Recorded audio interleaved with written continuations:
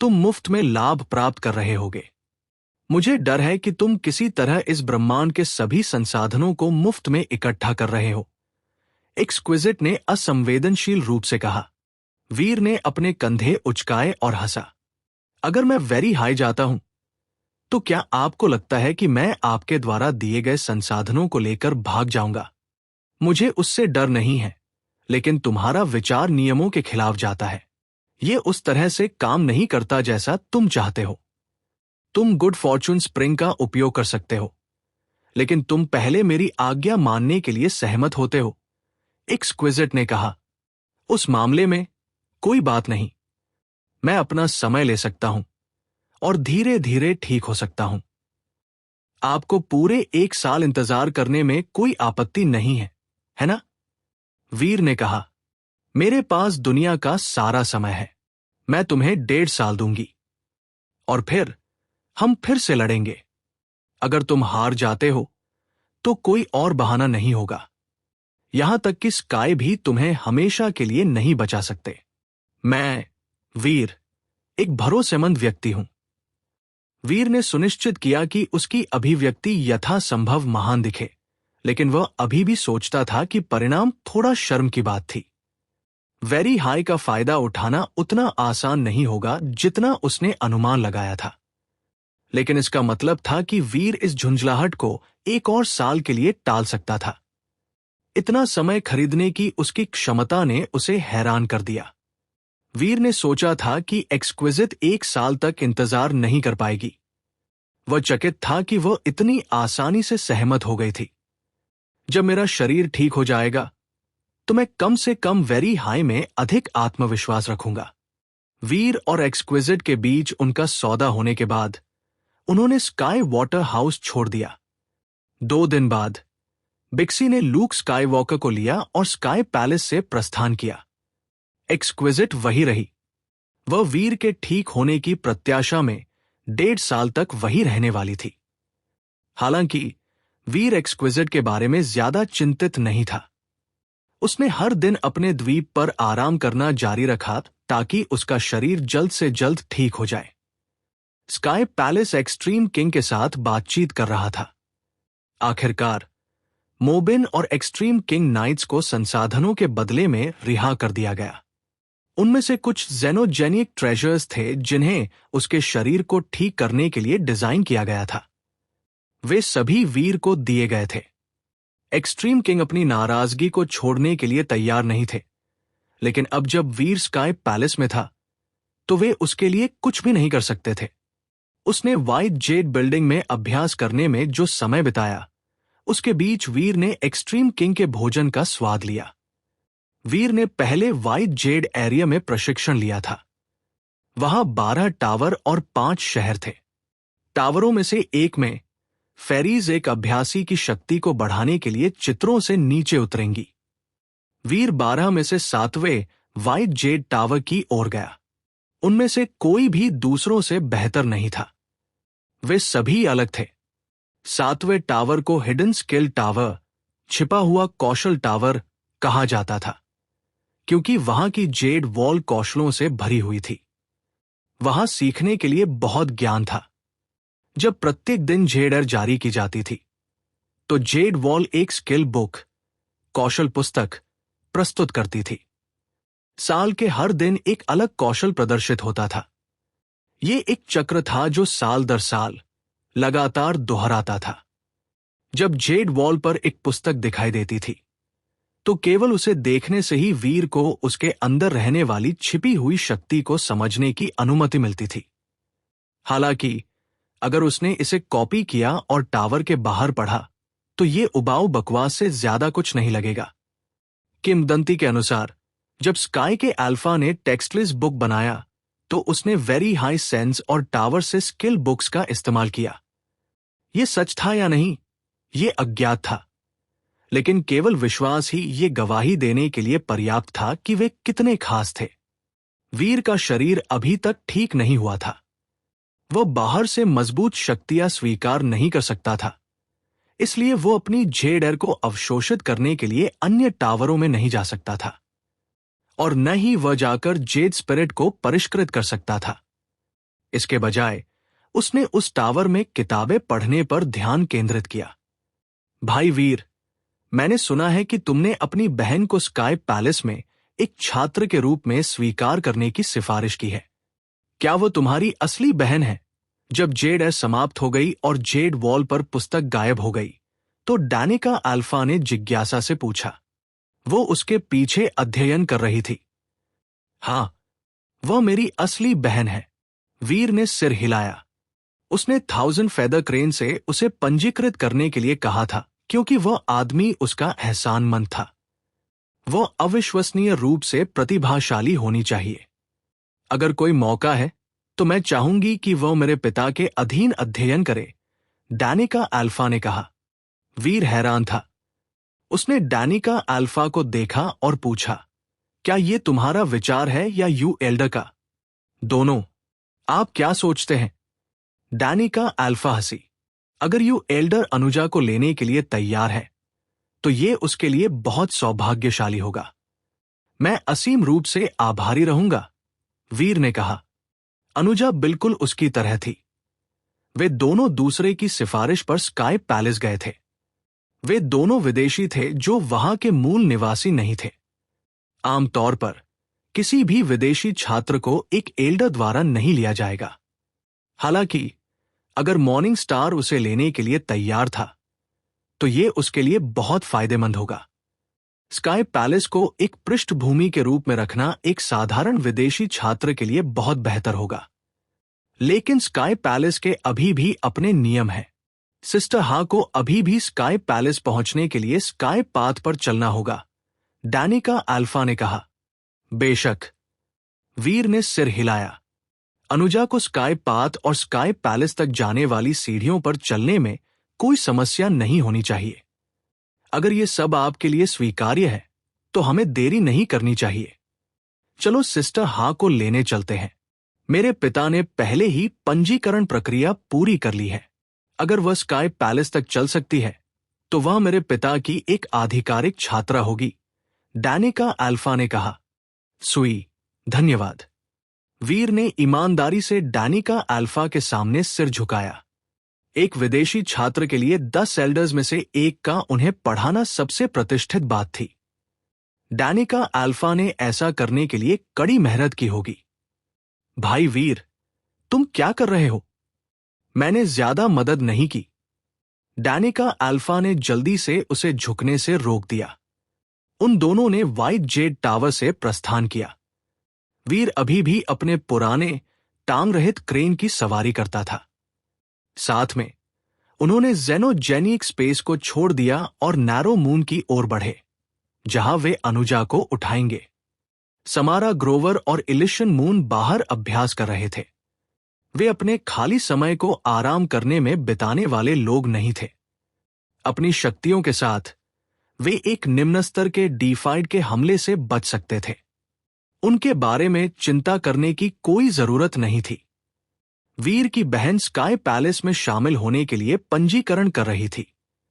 यह कहानी काफी समय तक स्काई पैलेस की सुर्खियों में बनी रही। उनके स्काई पैलेस जाने के बाद वीर ने पंजीकरण में मदद की। 10वें एल्डर मॉर्निंग स्टार की मदद से यह जल्दी खत्म हो गया। एक विदेशी के लिए स्काई पैलेस का छात्र बनना आसान नहीं था। पर्याप्त शक्ति के बिना स्वीकार किया जाना एक चुनौती थी। साथ ही अनुजा के पास 10वें एल्डर एक टीचर के रूप में होंगे। यह अद्भुत था, यह देखते हुए कि वह स्काई में से एक भी नहीं थी। मॉर्निंग स्टार ने यह सुनिश्चित करने के लिए बहुत प्रयास किया था कि ऐसा हो जाए। बेशक, स्काई पैलेस के लिए वीर का महत्व कार्यवाही में एक हिस्सा था। अन्यथा एक विदेशी छात्र के लिए 10वें एल्डर द्वारा गोद लिया जाना असंभव होता। अनुजा बहुत उत्साहित थी। वह प्लैनेट एक्लिप्स पर बहुत ऊब चुकी थी, लेकिन अब वह स्काई पैलेस जा सकती थी। यह वही था जिसके लिए उसने तरस किया था। डानिका अल्फा ने उसे उन चीजों के बारे में बताया जिनसे उसे स्काई पैलेस में सावधान रहने की जरूरत थी। उसने अनुजा के साथ एक वास्तविक बहन जैसा व्यवहार किया। जब वीर ने यह देखा तो उसने छुआ हुआ महसूस किया। बारबी लाल बादल पर बैठी थी। वीर के चारों ओर लूपिंग सर्कल में उड़ रही थी।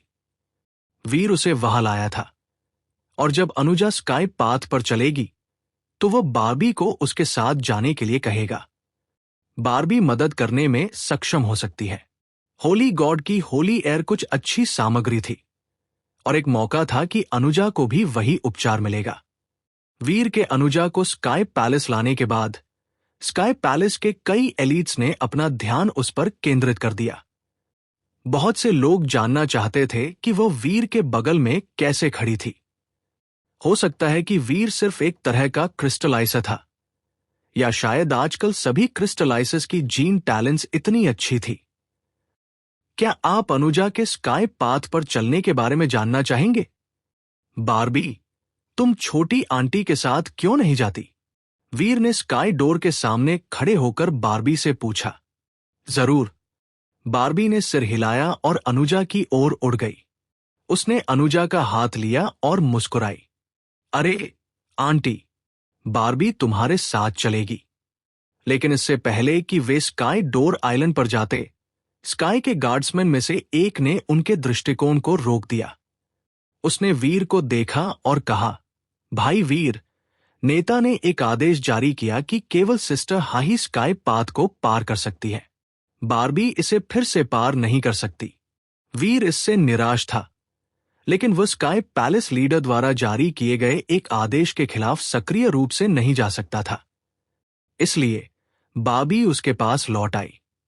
स्काई पैलेस लीडर उस समय चाय पी रहा था, और उसने खुद से बुदबुदाया, अगर गोड्स, लॉकी फिर से गड़गड़ाहट करते हैं तो ये वाइन बेल में होली एयर की मात्रा को कम कर देगा।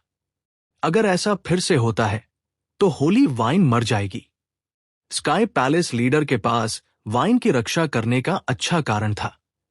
वह पौधा स्काई पैलेस की जड़ था, और इसका उपयोग उन छात्रों की जांच करने और उन्हें विकसित करने के लिए किया जाता था जिन्हें स्काई प्रशिक्षित करना चाहते थे।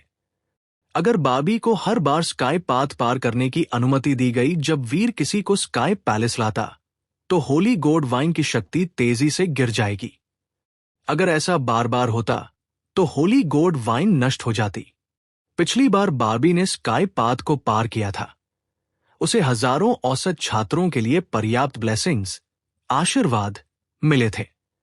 उन्होंने उस दिन बहुत कुछ खो दिया था, और स्काई पैलेस उस तरह की एक और मार बर्दाश्त नहीं कर सकता था।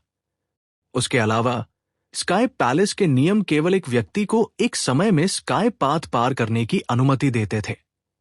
पहले बारबी को केवल वीर के साथ जाने की अनुमति थी क्योंकि वह बहुत छोटी थी, लेकिन इसीलिए उन्होंने उतना ही खोया जितना उन्होंने खोया।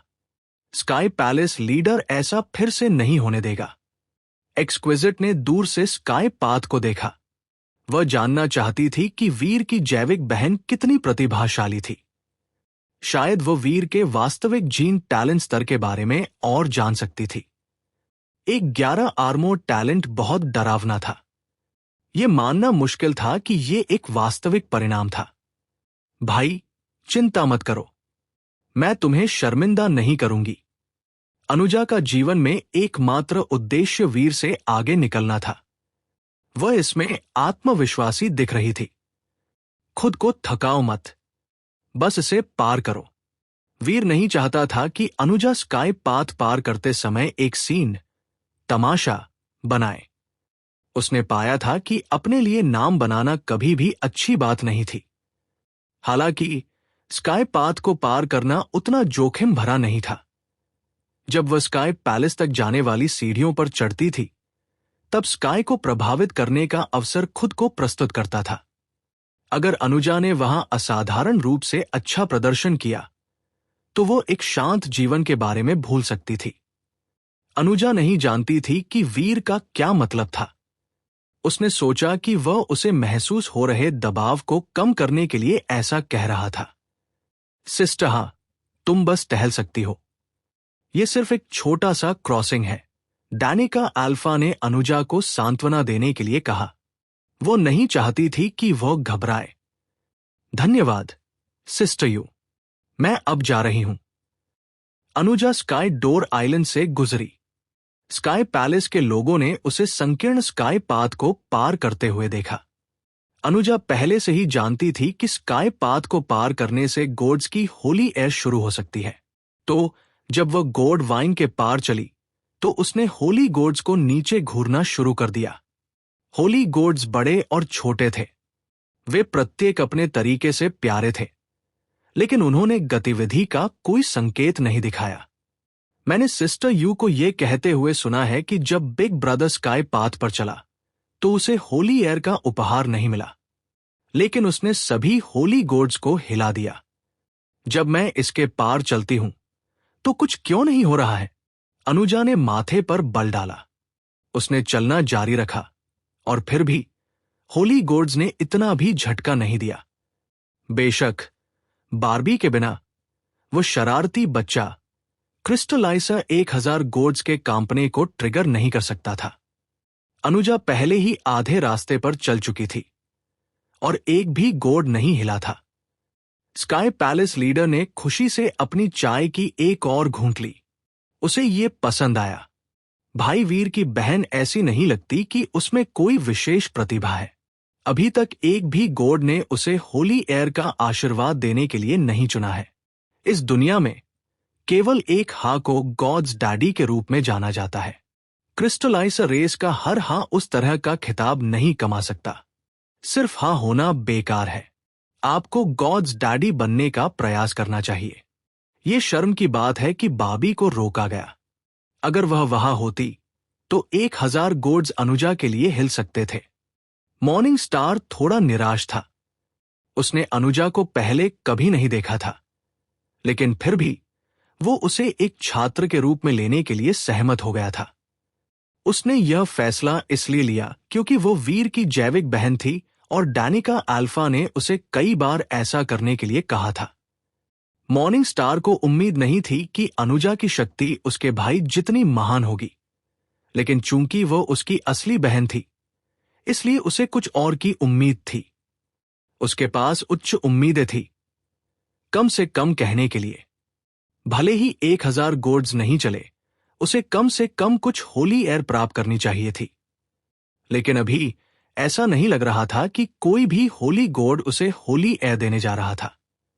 हालांकि उन दोनों को हाँ कहा जाता है, यह वीर नहीं है। क्या आप निराश हैं, एल्डर यू? एल्डर 6 मुस्कुराते हुए मॉर्निंग स्टार को देख रहा था जब उसने बात की। मॉर्निंग स्टार ने एक विदेशी छात्र को अपना मानकर स्वीकार कर लिया था। स्काई पैलेस में किसी विदेशी को लेने वाले एक एल्डर के लिए यह पहला अपवाद था। इसलिए मॉर्निंग स्टार के लिए इस पर बहुत कुछ निर्भर था। स्काई पैलेस में बहुत से लोग इन कार्यवाही पर चर्चा कर रहे थे और कई फुसफुसाहटों ने मॉर्निंग स्टार के वीर को खुश करने के तुच्छ प्रयासों के बारे में बात की। इसने स्काई पैलेस लीडर की छवि को भी नुकसान पहुंचाया। मॉर्निंग स्टार ने जो किया था उससे कई लोग खुश नहीं थे। एल्डर 6 ने एक मजाक उड़ाने वाले स्वर में बात की थी। बेशक यह समझ में आता है कि अन्य एल्डर्स काफी खट्टा महसूस कर रहे थे। स्काई पैलेस में कई एल्डर्स वीर के साथ एक रिश्ता बनाना चाहते थे, लेकिन उनमें से कोई भी यू फैमिली जितना उसके करीब नहीं था। जब उन्होंने सुना कि मॉर्निंग स्टार ने अनुजा को एक छात्र के रूप में छीन लिया है, तो उन्होंने खबर को अच्छी तरह से नहीं लिया। अकेले वीर की ब्लेसिंग पावर्स ने कई लोगों को उससे दोस्ती करने के लिए प्रेरित किया, और ये उसके चार्मिंग गॉड्स जियान और शील्ड ऑफ द मडूसास गेस के स्वामित्व का उल्लेख नहीं करना था। हर कोई सर्वोत्तम संभव छात्र चाहता था, और अगर उनके पास कुछ डीफाइड्स थे तो उनकी प्रतिष्ठा बदल जाएगी। स्काई पैलेस में कितने डीफाइड्स थे और भविष्य में कितने प्रिमिटिव डीफाइड बन सकते थे? वह रैंक अकेले किसी को प्रसिद्ध होने के लिए पर्याप्त थी। एक्सक्विजिट ने अनुजा को स्काई पाथ के आधे से अधिक पार चलते हुए देखा था, और एक भी गोड ने उसे कुछ प्रदान करने के लिए नहीं हिला था। इसने उसे बहुत निराश किया। गोड्स के बारे में एक्सक्विजिट का ज्ञान यह था कि अगर किसी व्यक्ति के पास 8 आर्मोर टैलेंट या उससे ऊपर था, तो एक ही तत्व के काफी होली गोड्स होली एयर देंगे।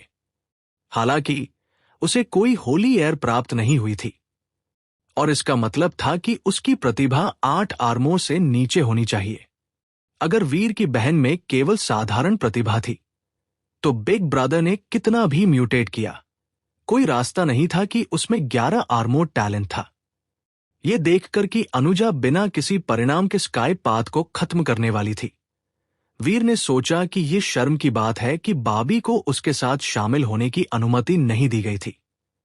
अनुजा के पास 1000 गोड्स की होली एयर को अवशोषित करने का मौका नहीं था। लेकिन इस परिणाम ने वीर को आश्चर्यचकित नहीं किया। आखिरकार जब वह अकेला चला था तो किसी भी होली गॉड ने उसे होली एयर नहीं दिया था। यह केवल इसलिए था क्योंकि बार्बी दूसरी बार वहां थी कि उसे कुछ मिला। वह कारण थी कि सभी गॉड्स ने उसके लिए होली एयर जारी की। उसने उम्मीद की थी कि गॉड्स अनुजा को कुछ भी देने से इनकार कर सकते हैं। अनुजा की अभिव्यक्ति अप्रभावित रही। वह होली गॉड्स को छोड़ने के लिए तैयार होकर स्काई पाथ के अंत तक चली गई। लेकिन फिर अनुजा अचानक रुक गई। होली वाइन के अंत में उसने दोनों तरफ होली गॉड्स को देखा। अनुजा ने अपने पीछे लटके होली गॉड्स को देखा। उसने बार्बी को दिए गए 1000 होली एयर्स की प्राप्तकर्ता होने की उम्मीद नहीं की थी, लेकिन ये एक आश्चर्य के रूप में आया कि एक भी होली गॉड ने उसे होली एयर नहीं दिया था। इससे उसे बुरा लगा। मैंने अपने बिग ब्रदर से कहा था कि मैं उन्हें निराश नहीं करूंगी, लेकिन मुझे एक भी होली गॉड एयर नहीं मिला है। मैंने अपने बिग ब्रदर को शर्मिंदा किया है। स्काई पैलेस के लोग उन पर हंसेंगे। अनुजा ने गॉड्स को देखा। ये तय करने की कोशिश कर रही थी कि क्या उसे कम से कम एक गॉड के होली एयर को सक्रिय करने के लिए और कुछ करना चाहिए। अनुजा को ऐसा महसूस नहीं हुआ क्योंकि वो वीर को नहीं समझती थी। ऐसा इसलिए था क्योंकि उसका रहने का माहौल अलग था। वीर खतरे के साथ बड़ा हुआ था और उसने बहुत कठिन और उबड़-खाबड़ जीवन जिया था। उसने कभी परवाह नहीं की कि लोग उसे कैसे समझते हैं। उसने अपनी सुरक्षा और अपने लिए कमाए गए लाभों को दूसरों की राय से ज्यादा महत्व दिया। लेकिन अनुजा अलग थी। अनुजा ने पहले कभी दुख नहीं झेला था। यहां तक कि रहेजा फैमिली के सबसे कठिन समय में भी अनुजा को ल्यूओलन द्वारा बहुत प्यार दिया गया था। ल्यूओलन लड़कों से अपनी देखभाल करने की उम्मीद करती थी, लेकिन उसने अपनी लड़कियों को खराब करना सुनिश्चित किया। इसलिए वीर और अनुजा के व्यक्तित्व अलग अलग होने वाले थे। और जब वीर प्रसिद्ध हुआ तो अनुजा का बचपन और भी अधिक लाभप्रद हो गया। जब वह स्कूल गई तो वह एक रॉयल स्कूल में गई।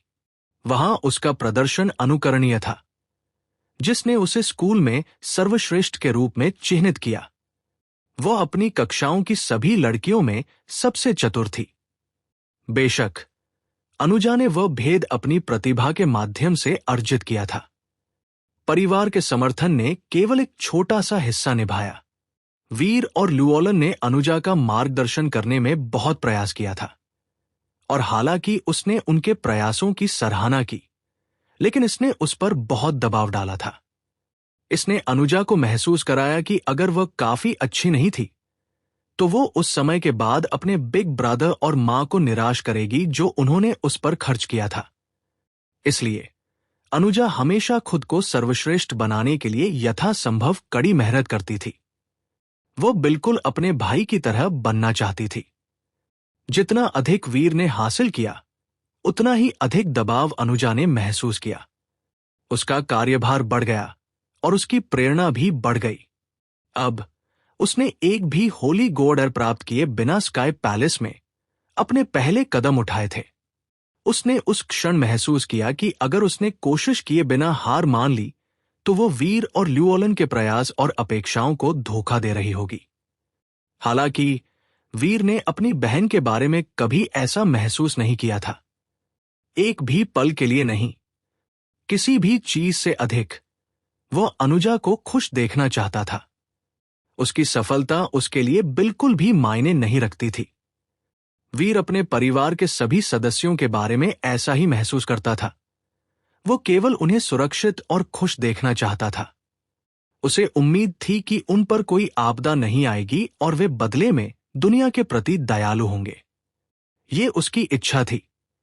अनुजा को कुछ सूझा। उसने होली वाइन के गोर्ड्स में से एक की ओर मुंह किया और उसकी ओर बढ़ी। स्काई पैलेस के नोबल्स ने अनुजा को अजीब तरह से देखा।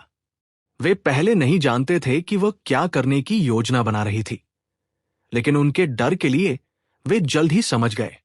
उन्होंने अनुजा को एक गोर्ड की ओर चलते देखा जो 20 सेंटीमीटर लंबा था। उसने इसे दोनों हाथों से पकड़ा और उसे नीचे खींचने की कोशिश की। ब्लेर्ग, ब्लर्ग, स्काई पैलेस लीडर ने वह चाय थूक दी जो वह पी रहा था। सांस लेने वाली खांसी के बीच उसने कहा, यह किस तरह का परिवार है? बार्बी ने होली वाइन को सूखा दिया, और अब यह अनुजा गोर्ड्स को लूटने की कोशिश करने के लिए काफी असभ्य है। स्काई पैलेस में ऐसा कोई कानून नहीं था जो लोगों को होली गोर्ड्स को छूने से रोकता हो, लेकिन दिमाग वाला कोई भी व्यक्ति जानता था कि होली गोर्ड वाइन एक डीफाइड जेनोजेनिक प्लांट था। आप बल द्वारा होली एयर प्राप्त नहीं कर सकते थे। जब तक होली गोर्ड होली एयर को छोड़ने के लिए तैयार नहीं था, तब तक एक डीफाइड एलीट भी इसे बल द्वारा हटा नहीं सकता था। और अनुजा सिर्फ एक ड्यूक थी। अनुजा का विचार सरल था।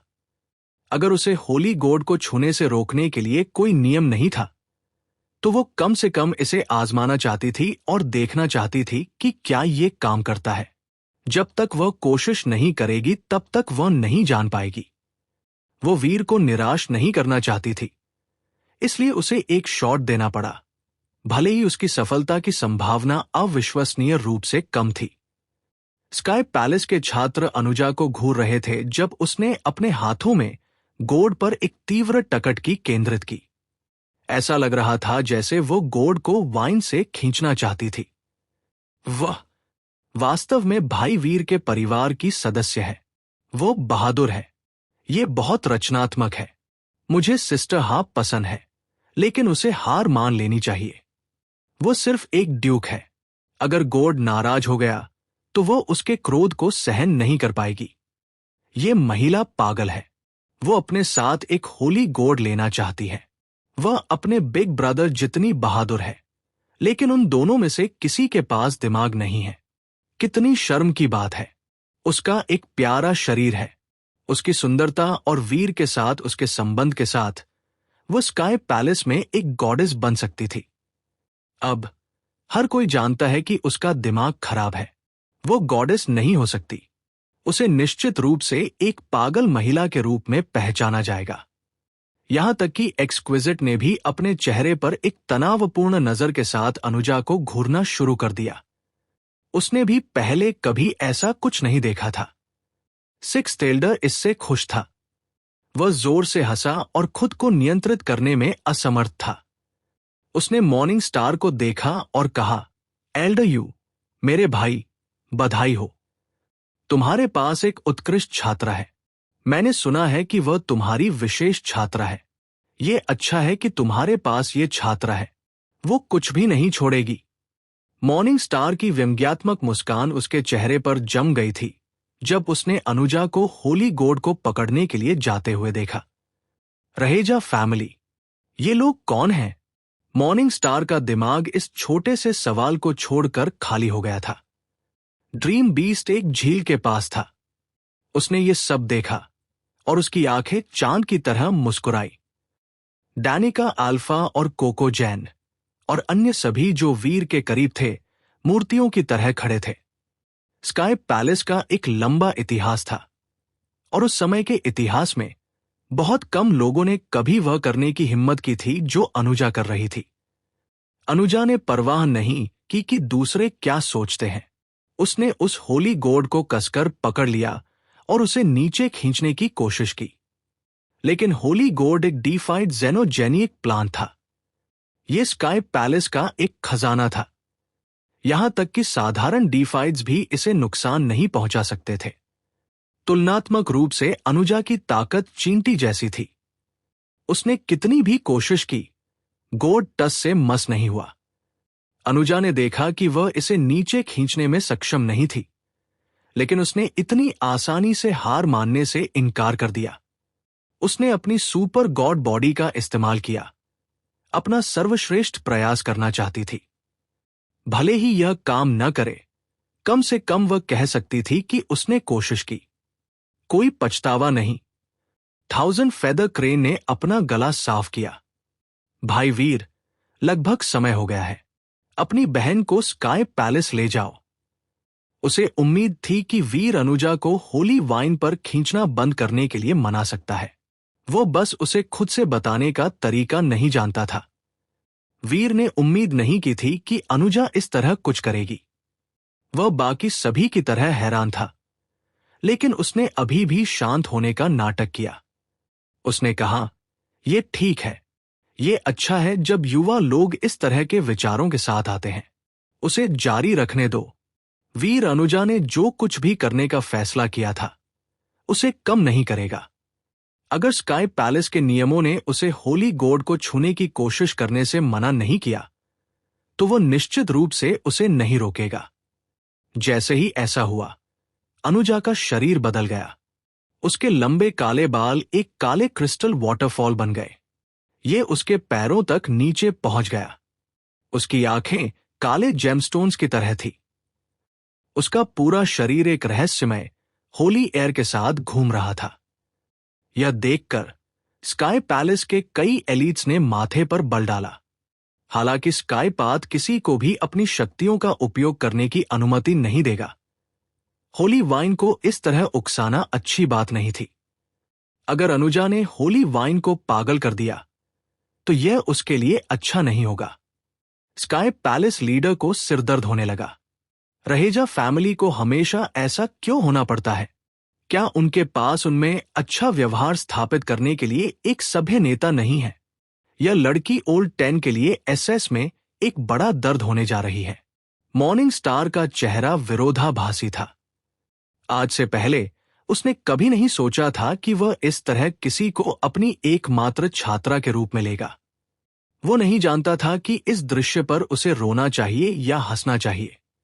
सिक्स्थ एल्डर बहुत जोर से हंस रहा था और उसने कहा, "ये अनुजा कितनी दिलचस्प है। ओल्ड 10, तुम बहुत मुश्किल में पढ़ने वाले हो।" फिर सिक्स्थ एल्डर की हंसी अचानक रुक गई। वह अभी भी मुस्कुरा रहा था, लेकिन उसकी फीचर्स जगह पर जम गई थी। उसकी आंखें चौड़ी थी। उसके चेहरे ने इतनी तेजी से अभिव्यक्ति बदल दी थी कि हंसी और सदमा एक ही समय में उसकी अभिव्यक्ति पर कब्जा कर लिया। इससे सिक्स्थ एल्डर बहुत अजीब लग रहा था। मॉर्निंग स्टार सिक्स्थ एल्डर को जवाब देने वाला था, लेकिन जब उसने दूसरे आदमी की भयभीत अभिव्यक्ति देखी, तो वो होली गोड को देखने के लिए वापस घूम गया। जब उसकी आंखों को होली गोड मिला, तो मॉर्निंग स्टार को ऐसा लगा जैसे उसका दिल रुक गया। वो अविश्वास में घूरता रहा, जैसे उसकी आंखें थोड़ी बाहर निकल आई। 2 एल्डर्स ही नहीं थे जो सदमे में थे। पूरा स्काई पैलेस शांत हो गया था। एक चाय का प्याला स्काई पैलेस लीडर की उंगलियों से लटका हुआ था। वह एक घूंट लेने वाला था जब उसका पूरा शरीर स्थिर हो गया। उसका चेहरा ऐसा लग रहा था जैसे उसने एक भूत पर आंखें बिछाई हों। अनुजा ने अभी भी गोड को अपने हाथों में पकड़ रखा था। एक पतला तना कभी गोड को वाइन से जोड़ता था, लेकिन अब वो तना टूट गया था। अनुजा गोड को वाइन से तोड़ने में कामयाब रही थी। स्काई पैलेस के नोबल्स चौंक गए थे। उन्हें विश्वास नहीं हो रहा था कि वे क्या देख रहे थे। उन्होंने कभी सपने में भी नहीं सोचा था कि गोड्स को इस तरह तोड़ा जा सकता है। स्काई पैलेस के इतिहास में कुछ लोगों ने वाइन से एक गोड तोड़ने का प्रयास किया था। हालांकि उनमें से कोई भी साधारण छात्र नहीं था। वे डीफाइड एलीट्स थे, और वे डीफाइड एलीट्स केवल अनुजा की तरह कुछ होली एयर प्राप्त करने की कोशिश नहीं कर रहे थे। वे डीफाइड ट्रेजर्स बनाने के लिए वाइन्स और गोड्स चाहते थे।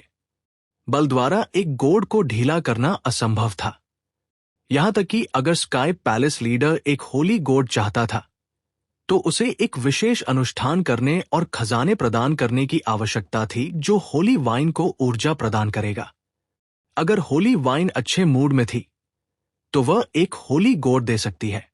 उस समय स्काई पैलेस में होली गोड से बने 17 ट्रेजर्स थे। वे सभी डीफाइड वेपन्स थे। सबसे शक्तिशाली होली गोड ट्रेजर एक डरावना बटरफ्लाई लेवल वेपन था।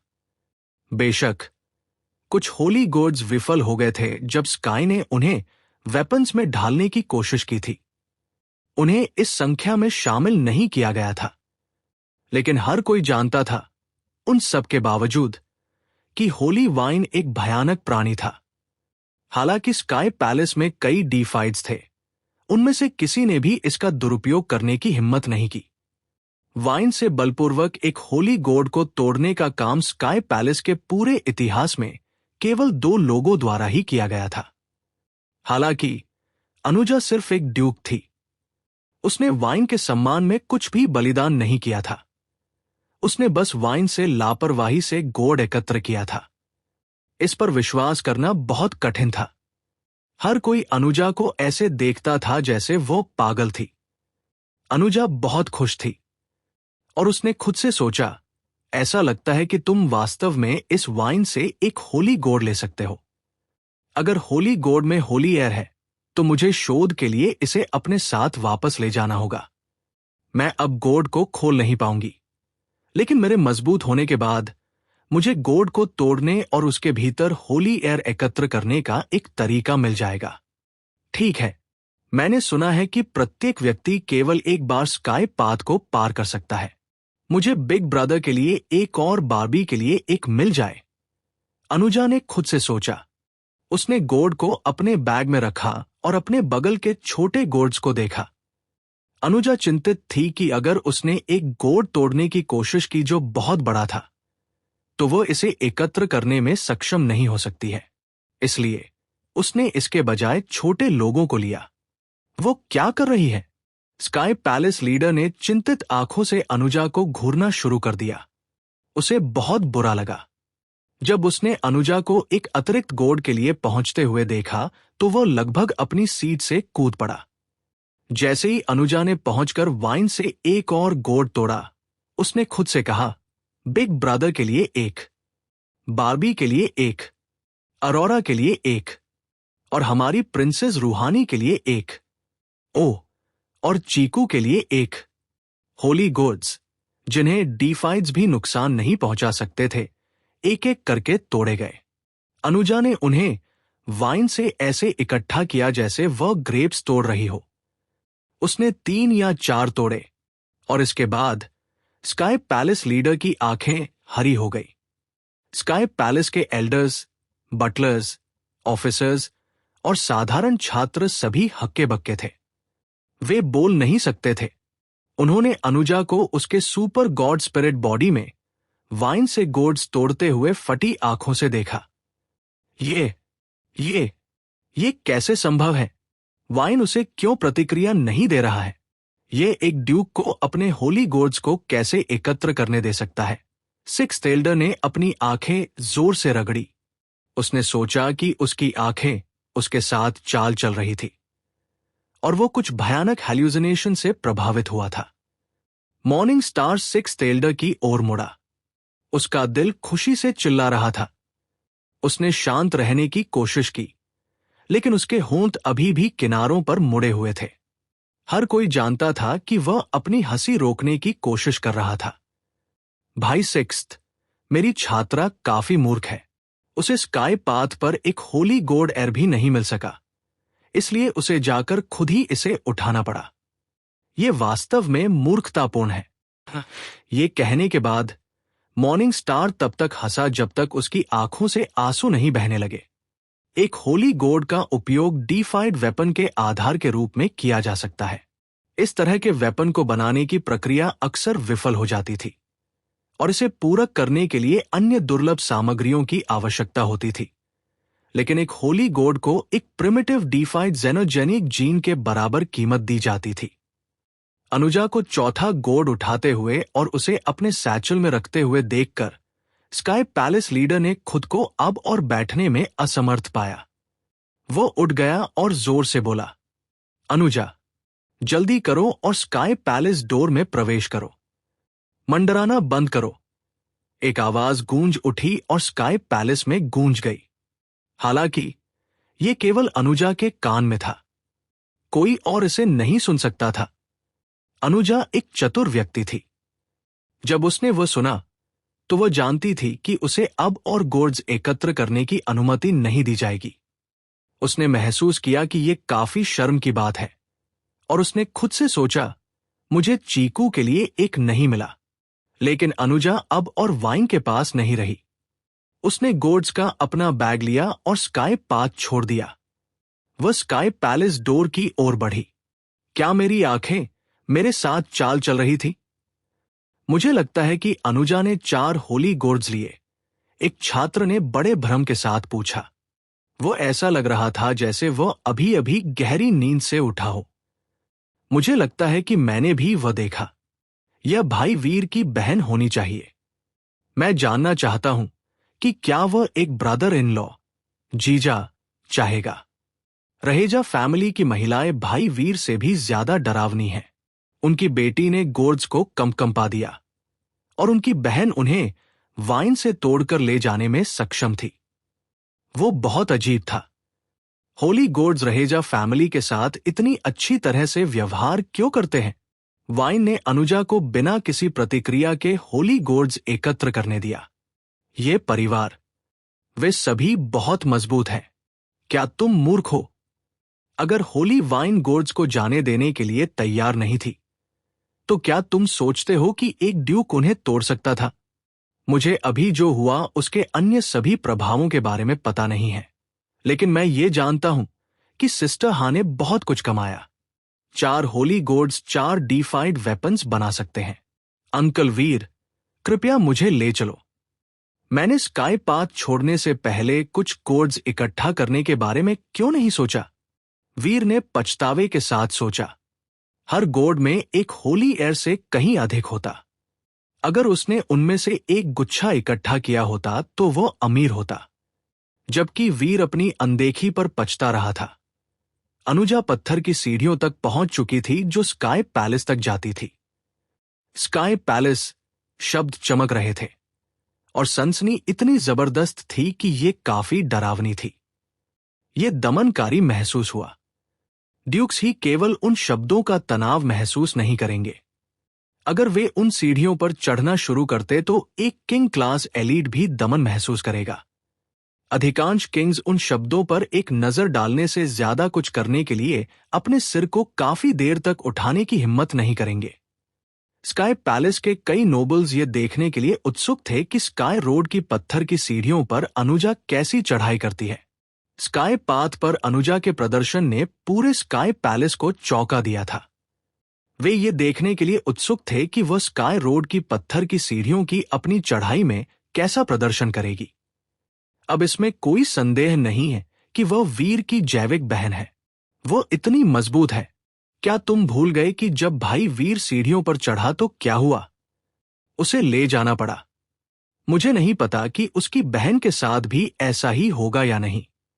भाई वीर को इसलिए ले जाया गया क्योंकि वह स्काई पैलेस के 2 शब्दों को और उनके अर्थ को समझा था। ऐसा इसलिए नहीं था क्योंकि वो कमजोर था।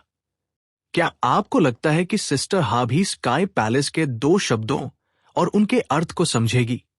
उसने गोर्ड्स को ऐसे इकट्ठा किया जैसे वह एप्पल्स तोड़ रही हो।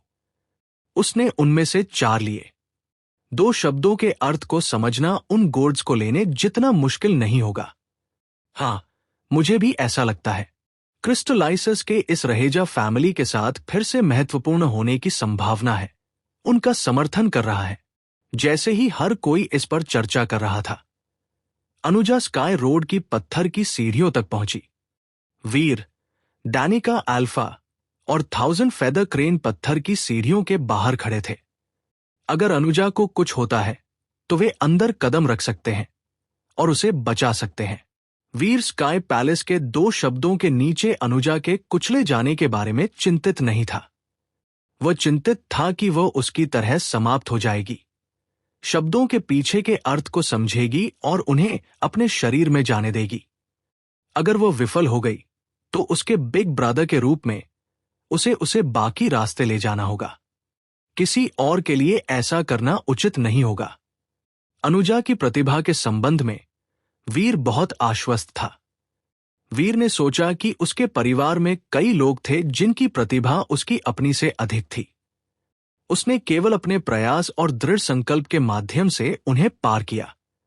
इसीलिए वह ऐसे काम कर सकता था जो दूसरे नहीं कर सकते थे। इसका प्रतिभा से कोई लेना देना नहीं था। बेशक भाग्य ने भी इसमें एक भूमिका निभाई। जब अनुजा ने स्काई रोड की पत्थर की सीढ़ियों पर चढ़ना शुरू किया तो उसने जल्दी से शब्दों का दबाव महसूस किया। वह अचानक वजन के नीचे धीमी हो गई और उसे अपना सिर नीचे करना पड़ा। मैं यहां सिर्फ खुद का प्रतिनिधित्व नहीं कर रही हूं, मैं अपने भाई का प्रतिनिधित्व कर रही हूं।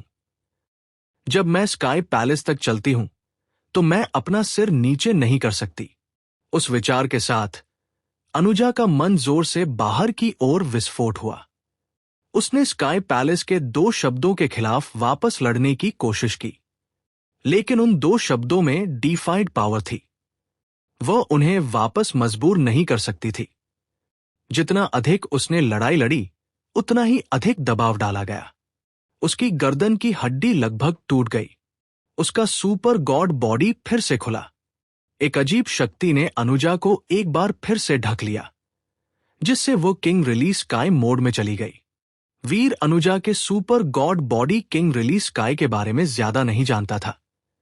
वो केवल इतना जानता था कि ये एक causal element super God body था और किंग रिलीज स्काई कितना शक्तिशाली था।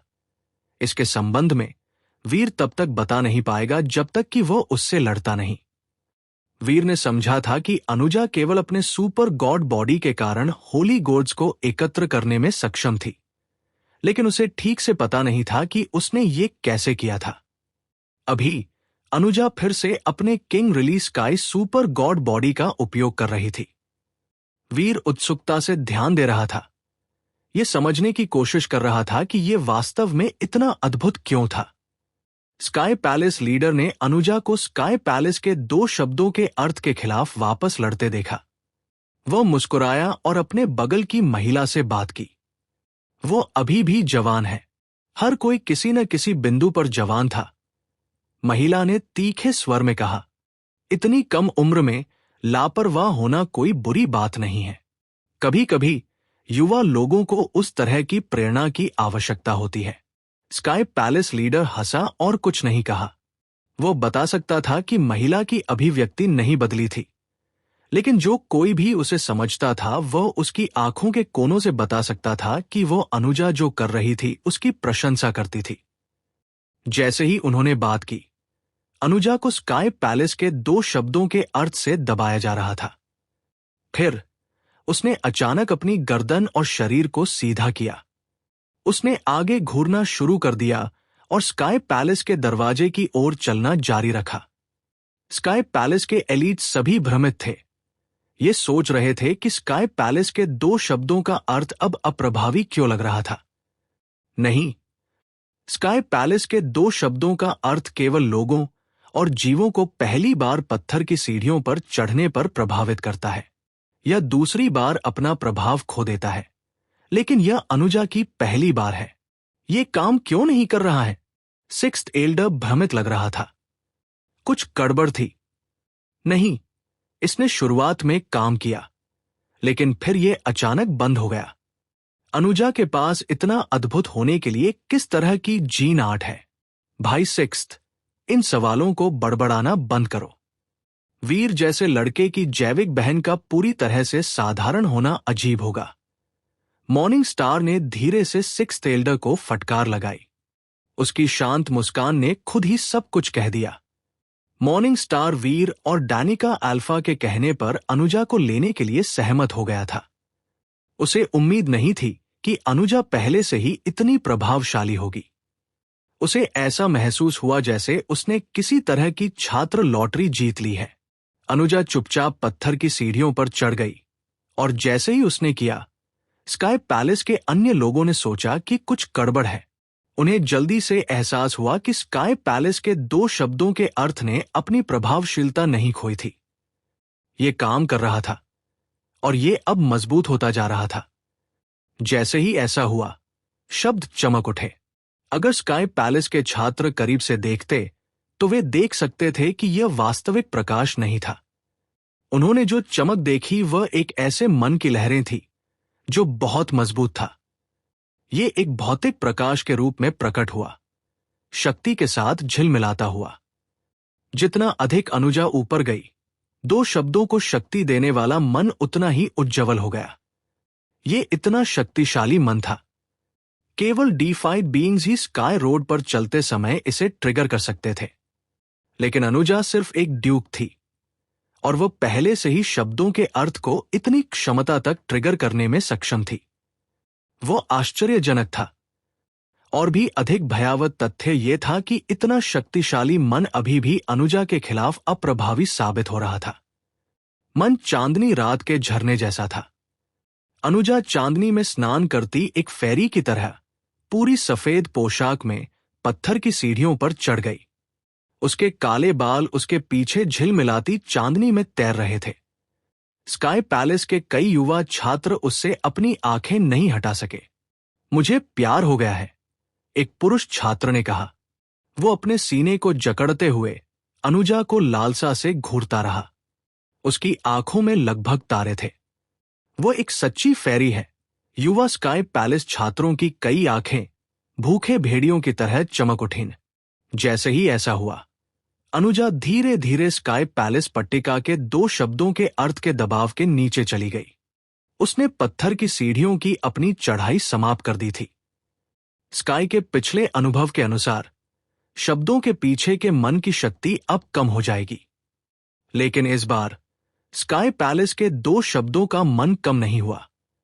ये एक वॉल्केनो, ज्वालामुखी की तरह फट गया। जैसे ही हर कोई भ्रम में देख रहा था, स्काई पैलेस के दो शब्दों का अर्थ फट गया और कुछ हवा में उड़ गया। वो क्या है? वीर चौंक गया। उसने डैनिका अल्फा को देखा। उसने पहले कभी ऐसा कुछ होने के बारे में नहीं सुना था। मुझे नहीं पता। डैनिका अल्फा बाकी सभी की तरह स्तब्ध थी। उसने कभी किसी भौतिक वस्तु को उस चिन्ह से बाहर निकलते हुए नहीं सुना था जिसमें स्काई पैलेस के शब्द थे। स्काई के बाकी सभी लोग भी चकित थे। आखिरी चीज जिसकी उन्होंने उम्मीद की थी वो ये थी कि उस चिन्ह से कोई वस्तु बाहर निकलेगी। वे उसे खाली आंखों से घूरते रहे। जो चीज चिन्ह से बाहर निकली वह एक एलिफेंट, हाथी जैसा दिखता था। ये जेड की तरह सफेद था, लेकिन केवल फुट लंबा था। एलिफेंट के टस्क्स, दांत क्रिस्टल के बने हुए प्रतीत होते थे। हर कोई उलझन में उस छोटे एलिफेंट को देखता था। उन्हें कोई पता नहीं था कि यह अचानक वहां क्यों दिखाई दिया था। स्काई पैलेस की रक्षा प्रणालियां चट्टान की तरह ठोस थी। उनके लिए उस बड़े चिन्ह के अंदर छिपे हुए एक जेनोजेनिक से अनजान होना असंभव होगा। छोटा व्हाइट एलिफेंट उड़ गया जब तक कि वह अनुजा के ठीक सामने नहीं था। फिर यह फैल गया, एक मैमथ के आकार तक बढ़ गया। अजीब तरह से व्हाइट एलिफेंट के प्रकट होने के बाद स्काई पैलेस के दो शब्दों के पीछे का अर्थ गायब हो गया। चिन्ह सामान्य हो गया। व्हाइट एलिफेंट ने अपनी ट्रंक, सूंड बाहर निकाली और उसे अनुजा के शरीर के चारों ओर लपेट दिया। वीर की मांसपेशियां कस गई। उसने सोचा कि व्हाइट एलिफेंट उसकी बहन को नुकसान पहुंचाने वाला है और वह आगे कूद गया। हालांकि उसके एक कदम आगे बढ़ने के बाद उसे एहसास हुआ कि व्हाइट एलिफेंट उसे अपनी पीठ पर बिठाने के लिए बस उसे उठा रहा था। एक बार जब अनुजा उसकी पीठ पर सवार हो गई तो व्हाइट एलिफेंट चारों ओर मुड़ गया और स्काई पैलेस में गहराई तक चला गया। यह देखकर कि एलिफेंट कोई खतरा नहीं था, वीर को तुरंत राहत मिली। लेकिन फिर भी उसने सुनिश्चित किया कि वे उनके पीछे करीब से चले। कई स्काई एल्डर्स भी अजीब व्हाइट एलिफेंट की जांच करने के लिए आगे बढ़े क्योंकि वह स्काई पैलेस में और दूर चला गया। यह बहुत अजीब था। किसी को नहीं पता था कि स्काई पैलेस के चिन्ह में एक व्हाइट एलिफेंट छिपा हुआ था। स्थिति इतनी अजीब थी कि इस पर विश्वास करना कठिन था। यहां तक कि स्काई पैलेस लीडर भी करीब से देखने के लिए नीचे आया। उसने ये जानने के लिए अपने दिमाग को खंगाला कि व्हाइट एलिफेंट कहां से आया था। लेकिन वह एक स्पष्टीकरण के साथ नहीं आ सका। केवल व्हाइट एलिफेंट की उपस्थिति को महसूस करके वो बता सकता था कि ये एक डीफाइड क्रीचर था। एक डीफाइड क्रीचर उस चिन्ह के अंदर छिपा हुआ था और स्काई पैलेस में किसी को नहीं पता था। यह स्काई पैलेस के अंदर अन्य डीफाइड्स के लिए शर्मनाक था, लेकिन उन्हें तुरंत पता चल गया कि व्हाइट एलिफेंट का स्काई पैलेस के साथ एक लंबा इतिहास होना चाहिए। इसलिए किसी ने भी उस पर हमला करने की कोशिश नहीं की। उन्होंने व्हाइट एलिफेंट का पीछा किया, ये देखने के लिए उत्सुक थे कि वह क्या कर सकता है। श्रीमान नेता, यह व्हाइट एलिफेंट क्या है?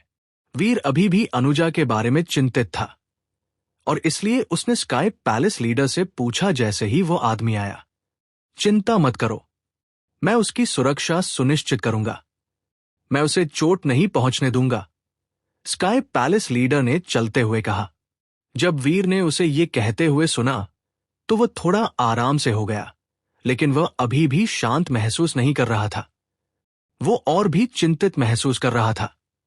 ऐसा इसलिए था क्योंकि ऐसा लग रहा था जैसे स्काई पैलेस लीडर भी नहीं समझता था कि व्हाइट एलिफेंट क्या था और ये कहां से आया था।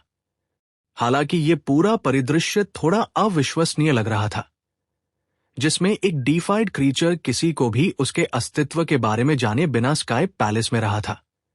ये वास्तव में हो रहा था। वीर ने अपने दांत पीस लिए और व्हाइट एलिफेंट का पीछा किया।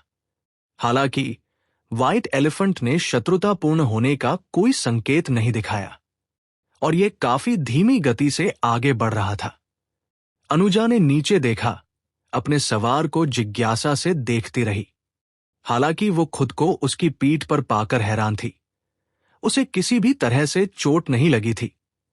छोटी यान, क्या तुम ठीक हो?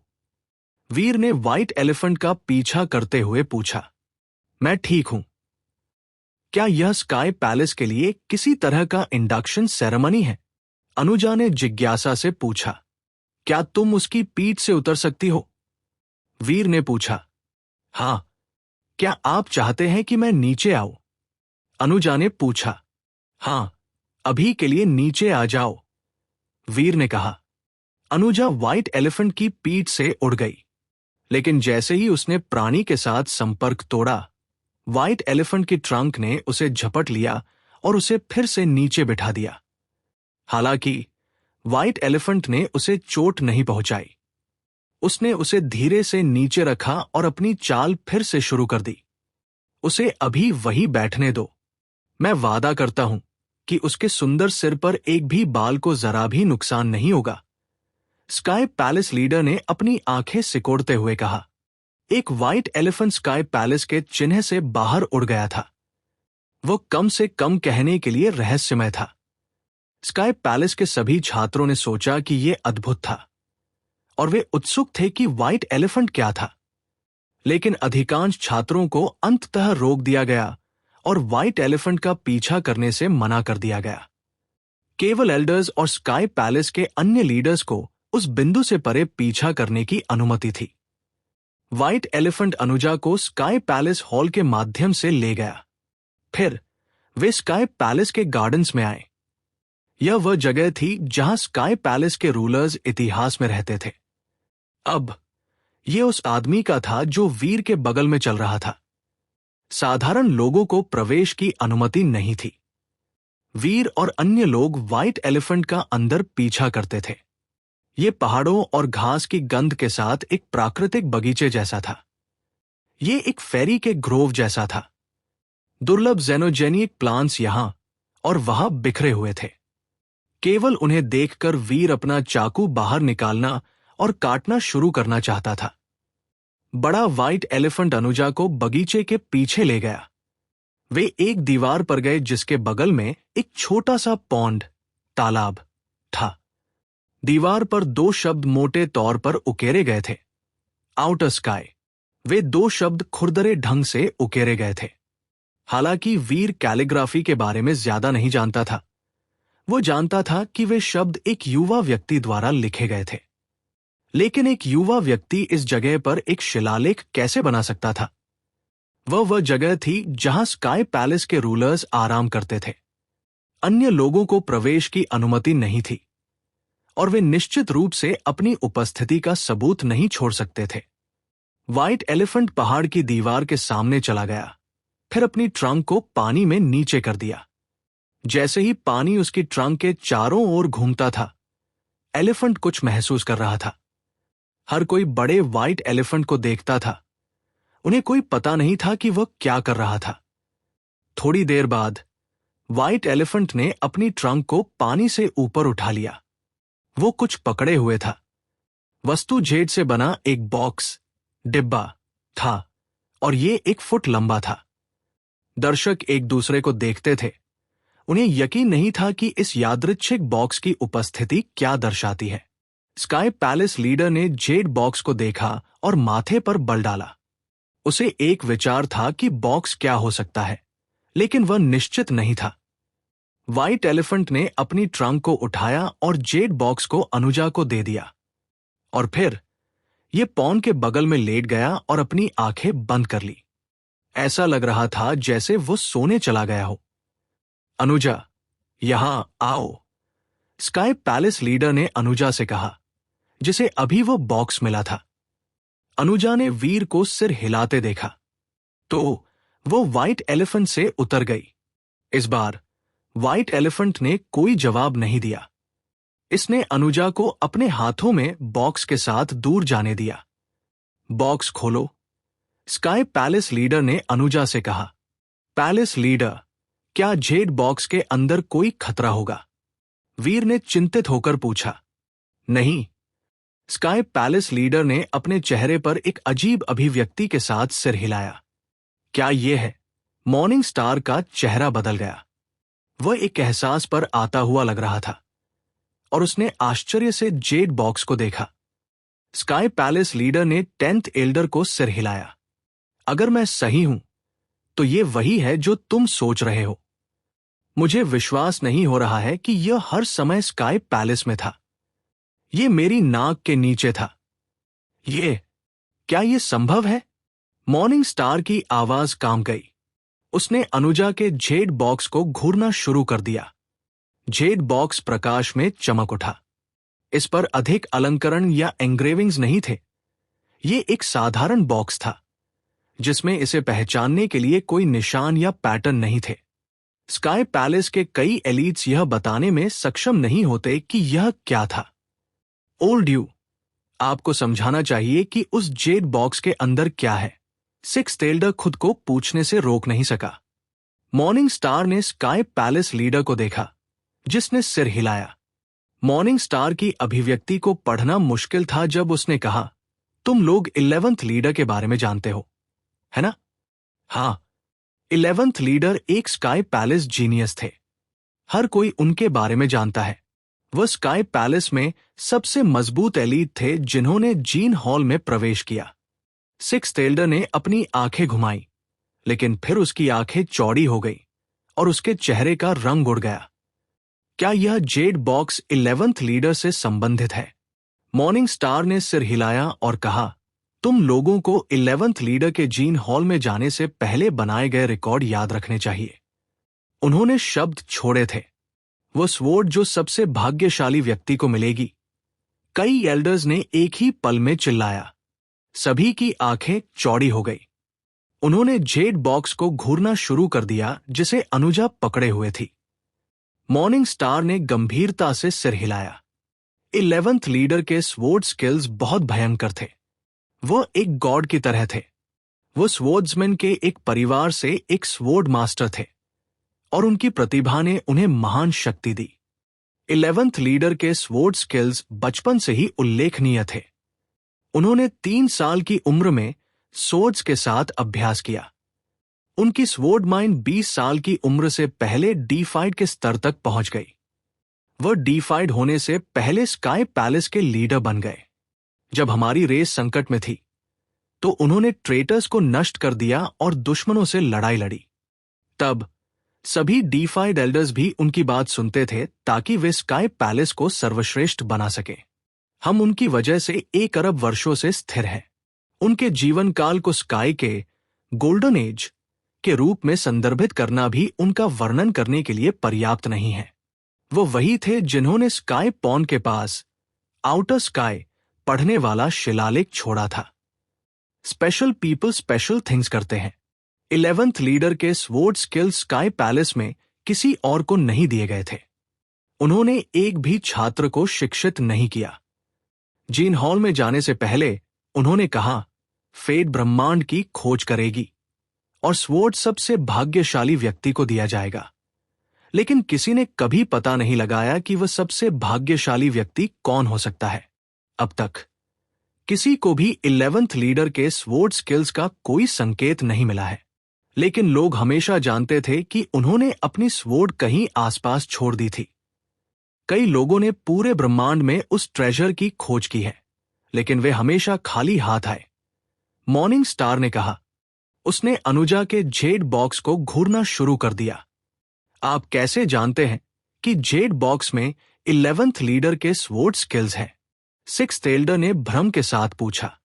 मॉर्निंग स्टार के पास एक व्यंग्यात्मक मुस्कान थी जब उसने जवाब दिया, ये Z box outer world Z से बना है। ये केवल स्काई पैलेस में मौजूद है। यह इतना दुर्लभ है कि कोई और इतना अधिक नहीं रख सकता था।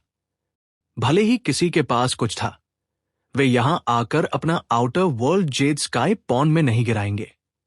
हमारे लीडर्स के अलावा और कौन ऐसा कर सकता है? इन वर्षों में यहां कई लीडर्स रहे हैं। आप कैसे जानते हैं कि यह 11th लीडर से संबंधित है? 6th एल्डर ने पूछा। वो अभी भी भ्रमित था। मॉर्निंग स्टार ने उस व्हाइट एलिफेंट की ओर इशारा किया जो स्काई पॉन के पास गहरी नींद में था। क्या तुम्हें याद नहीं है कि 11th लीडर का माउंट सवारी क्या था? मैंने सुना है कि ये एक हिटिंग स्काई एलिफेंट था, लेकिन मुझे लगा कि हिटिंग स्काई एलिफेंट गायब हो गया जब 11th लीडर जीन हॉल में गए। जब उसे एहसास हुआ कि वह क्या कह रहा था, तो 6th एल्डर आश्चर्य में चुप हो गया। उसकी आंखें चौड़ी हो गई जब उसने अनुजा के जेड बॉक्स को देखा। वह चिल्लाया, क्या वो वास्तव में 11th लीडर का स्वॉर्ड स्किल है? हमें इसे खोलना चाहिए और पता लगाना चाहिए। स्काई पैलेस लीडर ने कहा। मुझे इसे खोलने दो, 6th एल्डर ने खुशी से कहा। वह अनुजा के करीब चला गया और बॉक्स को पकड़ने की कोशिश की। इससे पहले कि उसके हाथ जेड बॉक्स को छू भी पाते, उसने पीछे से एक मजबूत शक्ति महसूस की। इसने उसे पीछे खींच लिया। पांग, पैंग। 6th एल्डर हवा के माध्यम से वापस उड़ गया और आउटर स्काई शब्दों के साथ उत्कीर्ण पत्थर से टकरा गया। उसका चेहरा लगभग कठोर सतह के खिलाफ कुचल गया था। पॉन के पास व्हाइट एलिफेंट ने केवल अपनी नाक को 1 इंच हिलाया था। उसने अपनी आंखें नहीं खोली। वो अभी भी सो रहा था। जब मॉर्निंग स्टार ने दूसरे एल्डर की हिलती हुई अभिव्यक्ति देखी, तो वो हंसा और कहा, भाई 6, तुम बहुत जल्दी में हो। 11th लीडर के व्यक्तित्व के बारे में सोचो। वह किसी को भी अपना बॉक्स खोलने की अनुमति नहीं देंगे। 6th एल्डर धीरे धीरे खड़ा हुआ। जैसे ही वो हिला, दर्द से कराह उठा। उसने व्हाइट एलिफेंट को घूरना शुरू कर दिया, लेकिन उसने कोई आक्रामक चाल नहीं चली। अगर व्हाइट एलिफेंट 11th लीडर का माउंट था, तो यह एक सामान्य डिफाइड क्रीचर से अधिक मजबूत होगा। अनुजा, बॉक्स खोलो, स्काई पैलेस लीडर ने अनुजा से कहा। अनुजा ने वीर को देखा और वीर ने उसे वैसा करने के लिए सिर हिलाया जैसा उसे बताया गया था। अनुजा को ऐसा लगा जैसे वो काफी भाग्यशाली हो गई थी। ये एक बहुत ही दुर्लभ अवसर लगता था जो उसे मिला था, और शायद 11th लीडर ने महान रिसोर्सेस पीछे छोड़ दिए थे। अगर वह सच था, तो शायद उसे लेवल अप करने के लिए इतना संघर्ष नहीं करना पड़ेगा। अनुजा ने जेड बॉक्स को पकड़ा। यह बंद नहीं था, इसलिए उसने ढक्कन उठाया और जेड बॉक्स खोला। एक शैडो बाहर उड़ गया। यह एक जेंटलमैन के आकार में था। उनकी उम्र का अनुमान लगाना मुश्किल होगा, लेकिन वह काफी यंग प्रतीत होते थे। हालांकि वो किसी ऐसे व्यक्ति का ऑरा देते थे जिसने एक बड़ा बोझ उठाया हो। ऐसा लगता है कि तुम लोगों ने कभी नहीं सोचा था कि मैं इसे स्काई पॉन के तल पर छोड़ दूंगा। लेकिन चिंता मत करो, आखिरकार तुम लोग मेरे वंशज हो। मैं उम्मीद नहीं करूंगा कि तुम मेरे दिमाग के काम करने के तरीके का अनुमान लगाओ। अभी जो कोई भी स्काई पैलेस का प्रभारी है, उसे मेरी बात सुनने की जरूरत है। सबसे भाग्यशाली व्यक्ति, वो व्यक्ति जिसे व्हाइट एलिफेंट ने चुना है, वही है जिसे मेरे स्वॉर्ड स्किल्स मिलेंगे। केवल वो व्यक्ति ही इस बॉक्स के अंदर क्या है उसे प्राप्त कर सकता है। अगर कोई मेरी इस इच्छा के खिलाफ जाता है तो उन पर बैड लक, बुरा भाग्य पड़ेगा। ये काफी मजेदार है। मुझे यकीन है कि कई क्रीचर्स पूरे ब्रह्मांड में इसकी तलाश कर रहे हैं। मुझे आश्चर्य है कि स्काई में से कौन इतना भाग्यशाली था। ये कहने के बाद शैडो गायब हो गया। किसी को नहीं पता था कि वह कहाँ गया। स्काई पैलेस लीडर और अन्य लोग अजीब लग रहे थे। किंवदंतियों में कहा गया था कि 11th लीडर एक बहुत ही वीर और स्मार्ट आदमी थे। उन्हें उम्मीद नहीं थी कि वो इतने किड बच्चे होंगे। ऐसा लग रहा था कि वह काफी प्रैंकस्टर, शरारती थे। ओल्ड एल्डर, आप बहुत अविश्वसनीय हैं। व्हाइट एलिफेंट ने एक ऐसे व्यक्ति को चुना जो स्काई में से एक भी नहीं था। वह सिर्फ एक फॉरेन स्टूडेंट है। स्काई पैलेस लीडर इतना उदास महसूस कर रहा था कि उसे पता नहीं था कि क्या कहना है। 11th लीडर के शब्दों के अनुसार स्वॉर्ड स्किल्स अनुजा को दिए जाने थे। स्काई पैलेस के सबसे गुप्त स्किल्स उसके होने वाले थे। अगर उन्होंने उसे स्किल्स नहीं दिए तो इसका मतलब होगा कि वे 11th लीडर की इच्छा और दिशा को धोखा दे रहे थे। वो फैसला उन पर बुरी तरह से प्रतिबिंबित होगा। हालांकि सबसे महत्वपूर्ण बात यह थी कि 11th लीडर का माउंट अभी भी वहां था। अगर उन्होंने अनुजा से ज्ञान दूर ले जाने की कोशिश की तो व्हाइट एलिफेंट हस्तक्षेप करने के लिए बाध्य था। स्काई पैलेस के सभी एल्डर्स भ्रमित दिख रहे थे। उनमें से किसी ने एक शब्द नहीं कहा। स्काई पैलेस के एक कार्यालय में एल्डर्स, ऑफिसर्स और अन्य हाई क्लास पीपल का एक संग्रह बड़े उत्साह के साथ घटनाओं पर चर्चा कर रहा था। हम 11th लीडर के स्वॉर्ड स्किल के बारे में बात कर रहे हैं। यह स्काई पैलेस की गुप्त तकनीकों में से एक है। इतने वर्षों तक दफन रहने के बाद यह आखिरकार सामने आया है। इसे स्काई पैलेस के शस्त्रागार का एक हिस्सा होना चाहिए। हम किसी बाहरी व्यक्ति को इस पर दावा करने की अनुमति नहीं दे सकते। जिसे ये मिला वह एक फॉरेन स्टूडेंट थी आखिरकार। लेकिन तुम गलत हो। 11th एल्डर ने यह अनुरोध छोड़ा था। हम उनकी अंतिम इच्छा का उल्लंघन कैसे कर सकते हैं? यह केवल इसलिए हुआ क्योंकि वह ये समझने के लिए बहुत बूढ़े थे कि व्हाइट एलिफेंट अनजाने में एक आउटसाइडर, बाहरी व्यक्ति का चयन कर सकता है। कोई और नहीं, एक फॉरेन स्टूडेंट। स्काई पैलेस के हाई क्लास पीपल 3 अलग अलग शिविरों में विभाजित हो गए थे। एक शिविर ने स्वॉर्ड स्किल को स्काई पैलेस के सीक्रेट स्किल्स की सूची में डालने का सुझाव दिया, जहां केवल स्काई के वास्तव में महत्वपूर्ण व्यक्ति ही देख सकते थे। एक अन्य शिविर का मानना था कि उन्हें 11th लीडर के अंतिम आदेश का सम्मान करना चाहिए और अनुजा को स्वॉर्ड स्किल का अभ्यास करने की अनुमति देनी चाहिए जो उसे दिया गया था। अंतिम समूह 11th लीडर के स्वॉर्ड स्किल को एक ऐसी जगह पर ले जाना चाहता था जहां वे इसका शोध कर सके। वे इसे संशोधित करना चाहते थे ताकि स्काई पैलेस के सभी छात्र इसका अभ्यास कर सके। लीडर, कृपया कुछ कहें। 6th एल्डर ने उस समूह का समर्थन किया जो स्वॉर्ड स्किल को लेना चाहता था और उसे रिस्ट्रिक्टेड लिस्ट पर डालना चाहता था। 6th एल्डर के बोलने के बाद सभी को एहसास हुआ कि स्काई पैलेस लीडर ने अभी तक चर्चा में कुछ नहीं कहा था। स्काई पैलेस लीडर ने ठंडक से कहा, इस पर चर्चा करने की कोई आवश्यकता नहीं है। आपका क्या मतलब है, लीडर? स्काई चांस ऑफिसर ने भ्रम के साथ स्काई पैलेस लीडर से पूछा। स्काई पैलेस लीडर ने उसे देखा। फिर उसने अपनी नजर वापस उपस्थित सभी लोगों की ओर मोड़ दी। अगर हम स्वॉर्ड स्किल को अपने हाथों में नहीं ले सकते हैं तो इससे कोई फर्क नहीं पड़ता कि हम क्या निर्णय लेते हैं, है ना? हम इसे क्यों नहीं ले सकते? हम अनुजा से इसे हमें पेश करने के लिए कह सकते हैं। क्या वह ऐसा करने की हिम्मत नहीं करेगी? यह स्काई पैलेस से संबंधित है और अगर आप इसे वापस लेना चाहते हैं तो हम पूरी तरह से अपने अधिकारों के भीतर होंगे, स्काई चांस ऑफिसर ने सपाट रूप से कहा। क्या आपको वास्तव में लगता है कि यह कार्रवाई का एक स्वीकार्य तरीका होगा? हाँ, आप तकनीकी रूप से सही हैं, लेकिन मुझे ऐसा लगता है कि आप 11th लीडर और उनके अनुरोध पर कोई विचार नहीं कर रहे हैं, मॉर्निंग स्टार ने मजाक उड़ाते हुए कहा। मैं कभी 11th लीडर का अपमान नहीं करूंगा। हालांकि मुझे नहीं लगता कि 11th लीडर को उम्मीद थी कि वह अपने स्किल को किसी ऐसे व्यक्ति को सौंप देंगे जो स्काई में से एक भी नहीं था। हम केवल अपने लोगों के लीडर्स के रूप में अपनी जिम्मेदारी पूरी कर रहे हैं।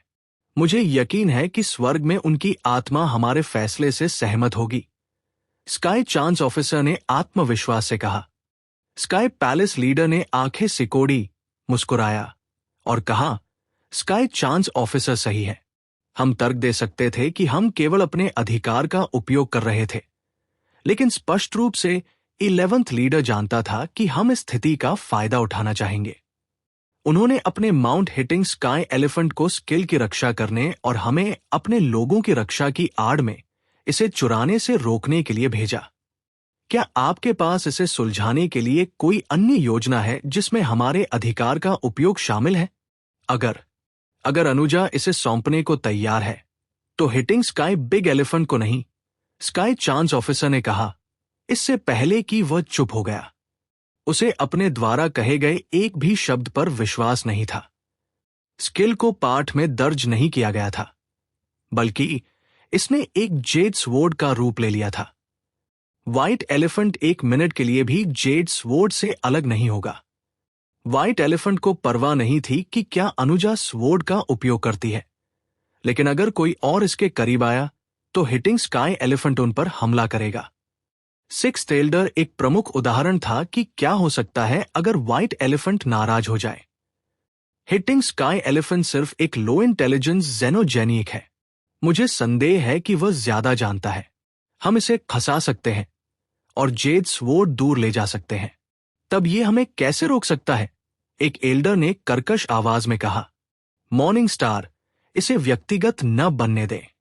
अनुजा तुम्हारी छात्रा हो सकती है, लेकिन स्वॉर्ड स्किल स्काई पैलेस की विरासत का हिस्सा है। यह तुम्हारी व्यक्तिगत संपत्ति नहीं है, 7th एल्डर ने एक ठंडी ग्रान के साथ कहा। मॉर्निंग स्टार इससे नाराज हो गया और उसने कहा, इसका क्या मतलब है? तुम जानते हो मेरा क्या मतलब है। तुम्हें पूछने की जरूरत नहीं होनी चाहिए। चंगकोंग, 7th एल्डर ने जो कहा वह समझ में आता है। हम इस मामले को इसी तरह निपटाएंगे। स्काई पैलेस लीडर ने उन दोनों को लड़ने से रोकने के लिए कहा। लीडर, मॉर्निंग स्टार ने बीमार दिखते हुए कहा। लीडर, आप बहुत स्मार्ट हैं। 7th एल्डर चौड़ी मुस्कान के साथ मुस्कुराया। स्काई पैलेस लीडर ने मॉर्निंग स्टार की बर्फीली टकटकी को अनदेखा कर दिया।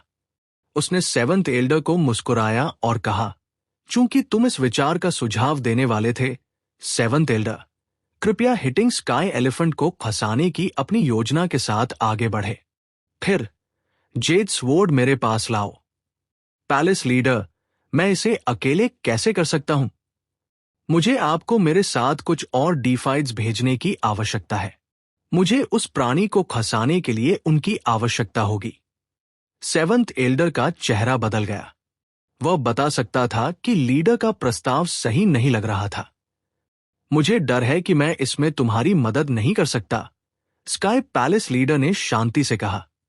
मुझे उम्मीद है कि वीर अनुजा के स्किल के अधिग्रहण को संतुलित करने के लिए कुछ और डिफाइड्स बना सकता है, लेकिन मैं उसी समय तुम्हें सहायता नहीं दे सकता। तुम्हें एक तरीका सोचना चाहिए। यह तुम्हारा विचार है। क्या तुम्हें नहीं लगता कि तुम ये कर सकते हो? अगर तुम करते हो तो तुम एक भव्य पुरस्कार के लिए पात्र हो। ये 7th एल्डर का चेहरा हरा हो रहा था। मॉर्निंग स्टार ने राहत महसूस की जो उसके माध्यम से बह गई। स्काई पैलेस लीडर अनुजा की रक्षा कर रहा था। कई एल्डर्स और ऑफिसर्स जो बल द्वारा जेड स्वॉर्ड लेना चाहते थे, उन्होंने अचानक बात करना बंद कर दिया था। स्काई पैलेस लीडर अनुजा की रक्षा करना चाहता था, और वीर की प्रतिष्ठा के साथ भी उनमें से कोई भी खुद से जेड स्वॉर्ड लेने की कोशिश करने के लिए काफी बोल्ड नहीं था। ऐसा करने से वे लीडर के आदेशों की अवहेलना करेंगे और उसी समय वीर का अनादर करेंगे। अगर ऐसा हुआ तो वीर शायद उन्हें कभी आशीर्वाद नहीं देगा। साथ ही वीर के पास 2 ट्रू गॉड वेपन्स थे और उसने वेरी हाई का ध्यान आकर्षित किया था। वो समय के साथ केवल शक्ति प्राप्त करना जारी रखेगा। अगर वे अब अनुजा से चीजें चुराते हैं तो वे वीर का दुश्मन बना रहे होंगे। जो कोई भी स्वॉर्ड स्किल वापस पाता है, मैं उसका समर्थन करूंगा। अगर तुम वास्तव में इस पर दावा कर सकते हो तो मैं तुम्हें भरपूर इनाम दूंगा। स्काई पैलेस लीडर ने सभी को देखते हुए कहा। किसी ने बोलने का विकल्प नहीं चुना। वीर ने नहीं सोचा था कि मामला इतनी आसानी से सुलझ जाएगा। स्काई पैलेस के लोग इतने महत्वपूर्ण स्वॉर्ड स्किल को अनुजा के हाथों में नहीं आने देंगे। लेकिन जो उन्होंने उम्मीद की थी वह नहीं हुआ। स्काई पैलेस ने 11th लीडर के स्वॉर्ड स्किल को खुद के लिए लेने का कोई बहाना नहीं बनाया। लेकिन मॉर्निंग स्टार ने भी अनुजा को एक छात्र के रूप में नहीं लिया। इसके बजाय उसने अपने टीचर को उसका टीचर बनने के लिए कहा। प्रभावी ढंग से उसने अनुजा को अपनी लिटिल सिस्टर, छोटी बहन बना दिया। यह कहने का एक और तरीका था कि वह स्काई पैलेस लीडर के समान स्तर पर थी। टीचर सेरेमनी के बाद अनुजा की स्काई पैलेस में स्थिति उसकी कम उम्र के बावजूद अत्यधिक उच्च हो गई। यहां तक कि लोन बैम्बू, जब उसने उसे देखा तो उसे सम्मानपूर्वक संदर्भित करना होगा।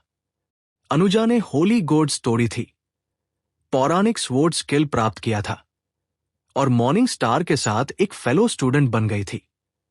वह तुरंत पूरे स्काई पैलेस में एक लेजेंड, किंवदंती बन गई। उसकी प्रतिष्ठा लोन बैम्बू से भी अधिक थी। हर कोई जानता था कि वीर की एक भयानक बहन थी। बेशक अधिकांश छात्रों को जो पसंद था वो उसकी उपस्थिति थी।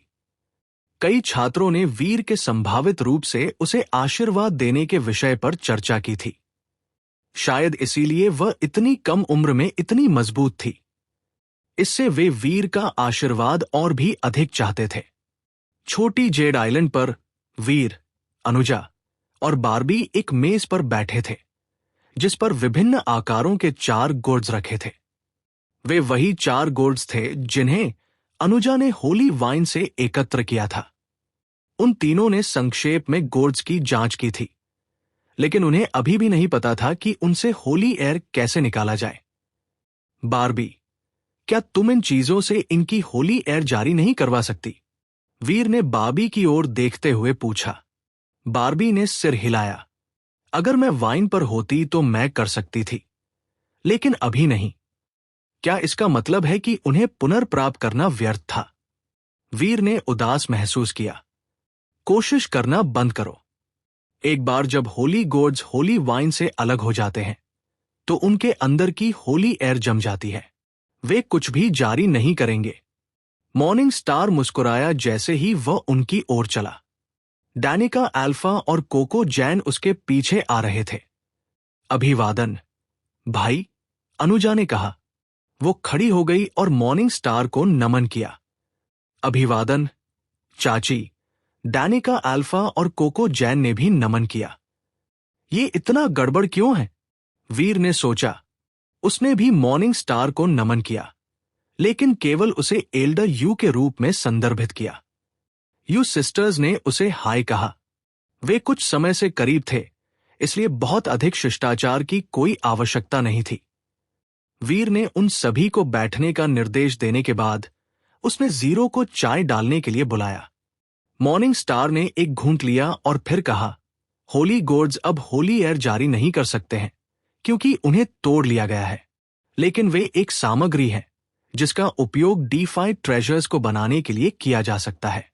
हमें एक परीक्षण करना चाहिए और जानना चाहिए कि वे किन तत्वों से जुड़े हैं। फिर मैं स्काई चांस के विभाग से तुम्हारे लिए ट्रेजर बनवाऊंगा। हालांकि ट्रेजर्स बनाने के लिए अभी भी अन्य सामग्रियों की आवश्यकता होगी और वे महंगी हो सकती है। प्रक्रिया के सफल होने की भी गारंटी नहीं है। मैं इसे 50-50 दाव लगाऊंगा।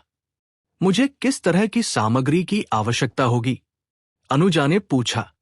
जब तक हम होली गोड्स का परीक्षण नहीं करते, तब तक हम नहीं जान पाएंगे। जब हम ये तय कर लेंगे कि आप किस तरह का ट्रेजर चाहती हैं, तो हम आवश्यक सामग्रियों की एक सूची बना सकते हैं। मॉर्निंग स्टार मुस्कुराया और आगे कहा, चिंता मत करो छोटी बहन, मैं तुम्हारे हमारे साथ जुड़ने की इच्छा के बदले में सामग्रियों के लिए भुगतान करूंगा। कृपया मेरे आग्रह पर आपत्ति न करें। यह तय हो गया है। मॉर्निंग स्टार की निश्चितता को देखकर अनुजा ने उसके प्रस्ताव को अस्वीकार नहीं किया। थोड़ी देर बात करने के बाद मॉर्निंग स्टार वीर की ओर मुड़ा। वीर, क्या तुम 5 शहरों में नहीं गए हो? नहीं, अभी तक नहीं।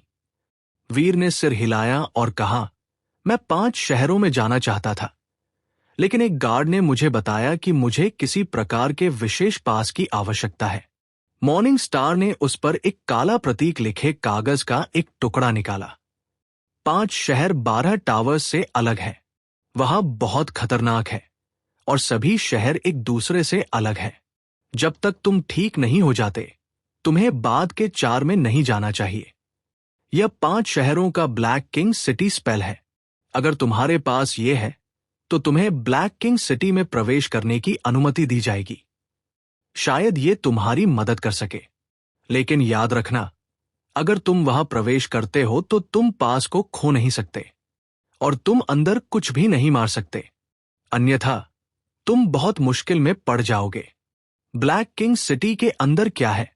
वीर ने जिज्ञासा से पूछा। मैं तुम्हें नहीं बता सकता, लेकिन तुम वहां जाते ही पता लगा लोगे।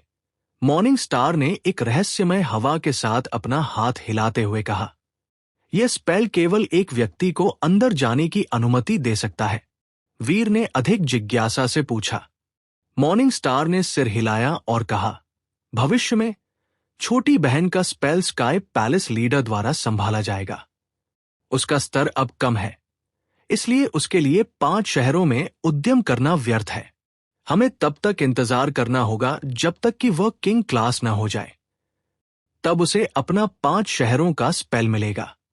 हालांकि अनुजा अब मॉर्निंग स्टार की बहन थी, वह अभी भी उसकी छात्रा थी। मॉर्निंग स्टार अनुजा को समझा रहा था जैसे एक औसत प्रकर्ता है। मॉर्निंग स्टार के केवल सीनियर स्टूडेंट होने के कारण माहौल बहुत अप्राकृतिक था। इसकी वजह से यू सिस्टर्स बहुत शांत थी। हालांकि मॉर्निंग स्टार समझ गया कि क्यों। उसने जानकारी गिरा दी और डैनिका अल्फा और कोको जैन को पीछे छोड़कर चला गया। जब केवल युवा बचे, तो माहौल बहुत अधिक आरामदायक और आरामदायक हो गया। जीवंतता के बीच वीर यू सिस्टर्स से ब्लैक किंग सिटी के बारे में पूछने के लिए उत्सुक था। पिता ने कहा कि हमारी शक्तियां बहुत कमजोर हैं और हम अभी अंदर नहीं जा सकते हैं, इसीलिए हम शहरों के बारे में ज्यादा नहीं जानते हैं। मैंने सुना है कि ब्लैक किंग सिटी सभी शहरों में सबसे सुरक्षित है। जब तक तुम स्पेल को अपने पास रखते हो और तुम्हारे अंदर मारने का कोई इरादा नहीं है, तब तक तुम्हारे लिए ब्लैक किंग सिटी में जाना बहुत खतरनाक नहीं होना चाहिए। डैनिका अल्फा एक पल के लिए सोचने के लिए रुकी, फिर कहा, किंवदंतियों का दावा है कि ब्लैक किंग सिटी में कई दुर्लभ ट्रेजर्स हैं। जो लोग वहां प्रवेश करते थे, उनमें से कई भव्य ट्रॉफीज के साथ वापस आए, लेकिन वे कभी ये बताने को तैयार नहीं थे कि वे उनके कब्जे में कैसे आए। You sisters black king city के बारे में ज्यादा नहीं जानती थी, जिसने केवल वीर को और भी उत्सुक बना दिया। अगले दिन वह अपनी लेगलेस क्रेन पर व्हाइट जेड एरिया तक गया। वह ब्लैक किंग सिटी देखना चाहता था ताकि वह देख सके कि यह इतना खास क्यों था। बेशक, जब वह शहर के फाटक पर पहुंचा, तो वीर को एक स्काई पैलेस स्टूडेंट ने रोक दिया। श्रीमान, हां, मुझे बहुत खेद है। लीडर के पास के बिना किसी को भी ब्लैक किंग सिटी में प्रवेश करने की अनुमति नहीं है। उस गार्ड ने एक बार वीर द्वारा सिखाए गए पाठों में भाग लिया था, इसलिए वो बहुत विनम्र था। क्या ये चलेगा? वीर ने अपना पास निकाला और गार्ड को सौंप दिया।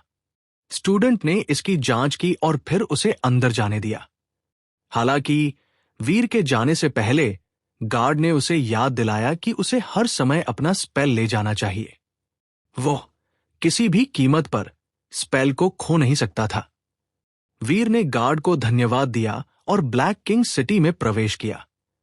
बाहर से शहर काले झेड से बने एक प्राचीन स्थान जैसा दिखता था। यह पुराना लग रहा था।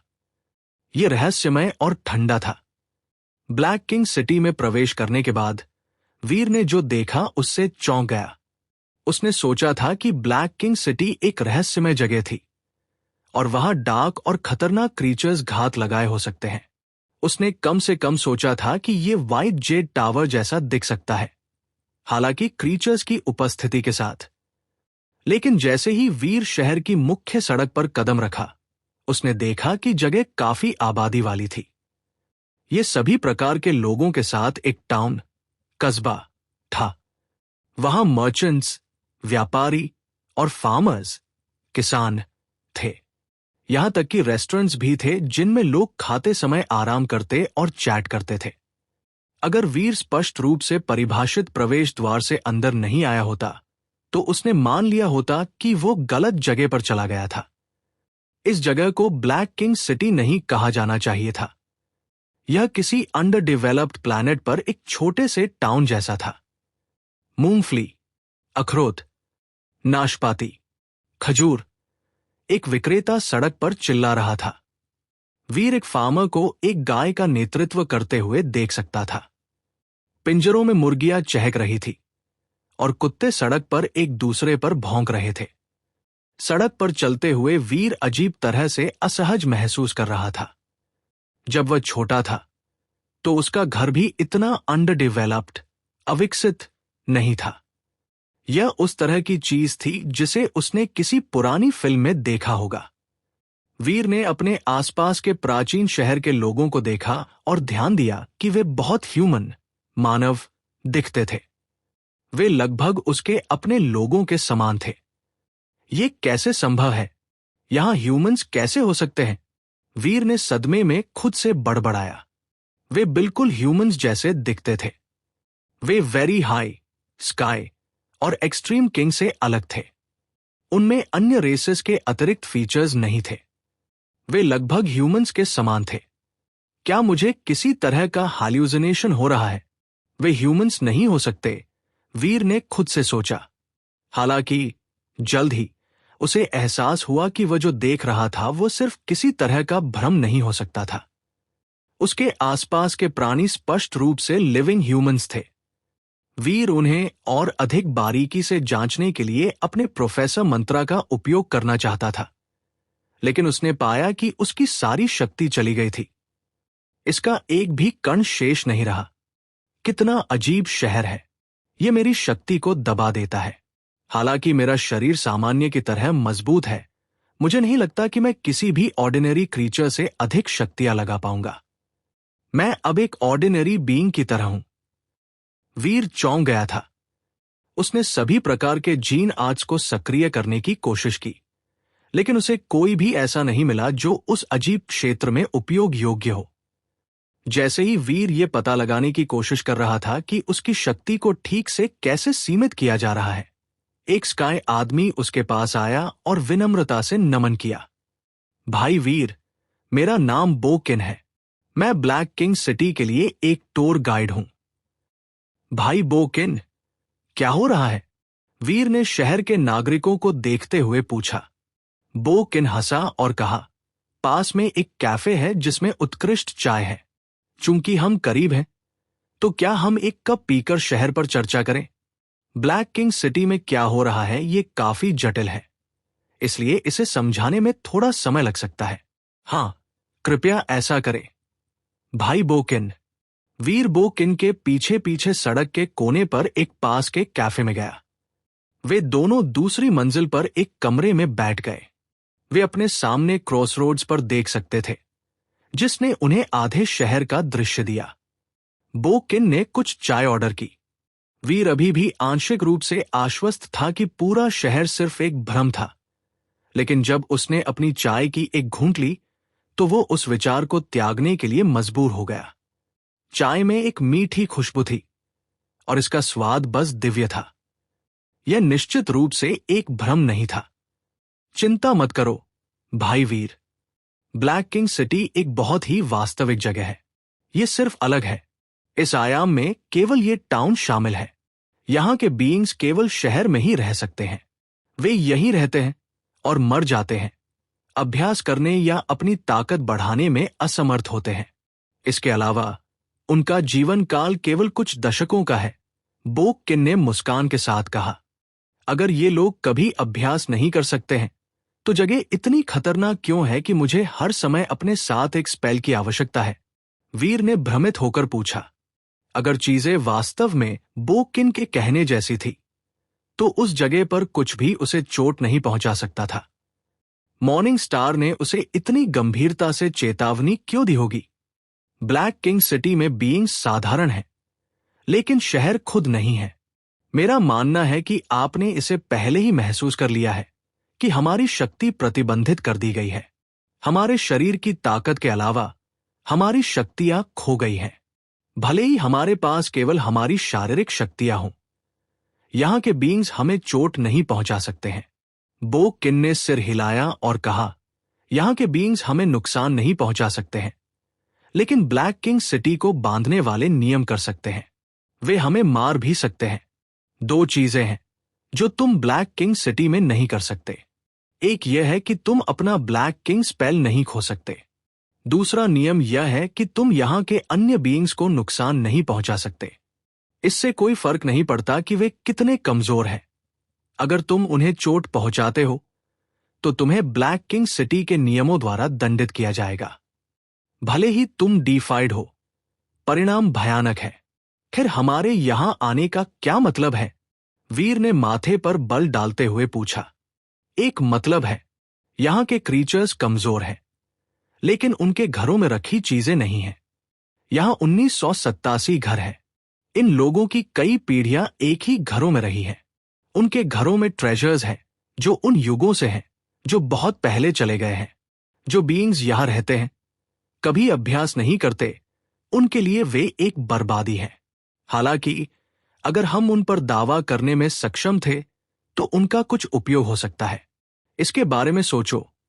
यहां तक कि डिफाइड ट्रेजर्स भी आसानी से उठाए जाने वाली चीजों की तरह लटके हो सकते हैं। बो किन ने आगे कहने से पहले रुककर कहा, लेकिन ब्लैक किंग सिटी में तुम चोरी नहीं कर सकते, तुम लूट नहीं सकते, तुम रहने वालों को नुकसान नहीं पहुंचा सकते। लोगों को तुम्हें उनकी चीजें स्वेच्छा से देनी होंगी। अगर तुम इन शर्तों का उल्लंघन करते हो तो ब्लैक किंग सिटी तुम्हें दंडित करेगा, भले ही तुम डिफाइड हो। यह बहुत अजीब नियमों का एक समूह है, लेकिन अगर यहां के लोग अभ्यास नहीं करते हैं तो ये ट्रेजर्स कहां से आ सकते हैं? वीर ने पूछा। मुझे नहीं पता। जैसे कोई नहीं जानता कि व्हाइट जेड एरिया क्यों मौजूद है, कोई नहीं जानता कि ब्लैक किंग सिटी इस तरह से क्यों संचालित होता है और यहां रहने वाले लोग कहां से आते हैं, और कोई नहीं जानता कि वे इस छोटे से शहर में कैसे जीवित रह सकते हैं। हमें बस कोशिश करनी है और उन वस्तुओं को लेना है जिनकी हमें आवश्यकता हो सकती है। बोक किन ने कहा, क्या मैं उनके साथ व्यापार कर सकता हूं? वीर ने पूछा। हां, लेकिन तुम उन्हें एक्सचेंज, विनिमय के लिए मजबूर नहीं कर सकते, बोक किन ने उत्तर दिया। वीर ने ब्लैक किंग सिटी से जुड़ी स्थिति के बारे में और पूछा, और बोक किन ने उसे बताया कि वह क्या जानता था। उसने वहां रहने से जुड़े टैबूज, निषेधों पर जोर देना सुनिश्चित किया।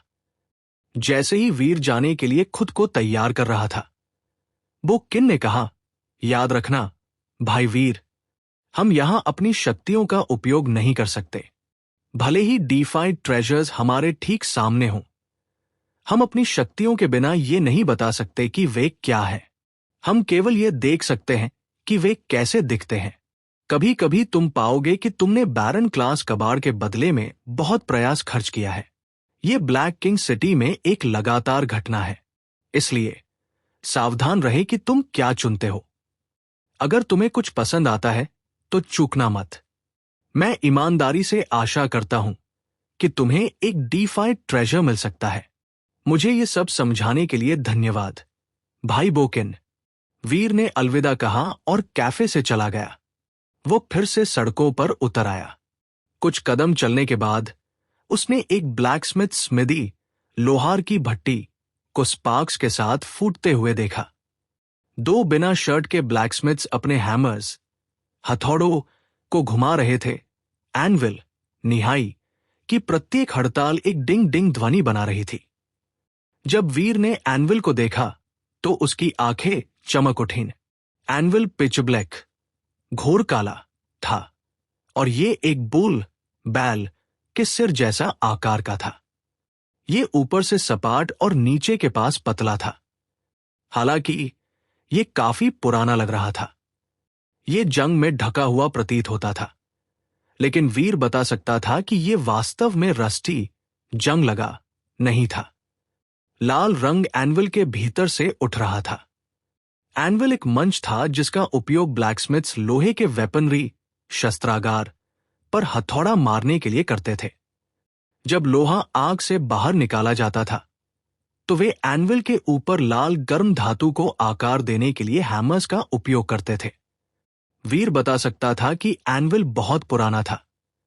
भगवान ही जानता था कि यह ब्लैकस्मिथ स्मिदी में कितने साल रहा था, लेकिन यह अभी तक टूटा नहीं था और इसके युगों के उपयोग को प्रमाणित करने के लिए कोई डेंट्स या मार्किंग्स नहीं थे। वो बता सकता था कि यह काफी स्पेशल आइटम था। अगर ऐसा नहीं होता तो इसके ऊपर हैमर मार्क्स और लोहे के जले हुए क्लम्प्स का निशान होता। किसी ऑर्डिनरी आइटम के लिए कोई मार्क्स नहीं होना असंभव होगा। क्या यह एनविल एक ट्रेजर है? यह किस स्तर का है? मुझे आश्चर्य है। वीर स्मिदी के बाहर खड़ा था क्योंकि उसने एनविल को घूरना शुरू कर दिया था। वह अपनी शक्तियों का उपयोग नहीं कर सकता था, इसलिए वह एनविल के रैंक को नहीं पहचान सकता था।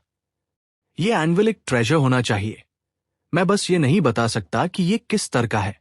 यह बहुत बुरा नहीं हो सकता है। कई स्काई पैलेस स्टूडेंट्स ने इन वर्षों में वह चीज चाहिए होगी, लेकिन जो ब्लैकस्मिथ्स यहां रहते हैं वे एनविल के बिना अपना काम नहीं कर सकते। इसलिए इन सभी पीढ़ियों के बाद कोई भी ब्लैकस्मिथ एनविल को बेचने या अलग करने को तैयार नहीं हुआ है। वीर के पीछे एक परिचित आवाज ने कहा। वीर चारों ओर मुड़ा और अपने बगल में एक्सक्विजिट को देखा। वो सफेद कपड़ों में लिपटी हुई थी।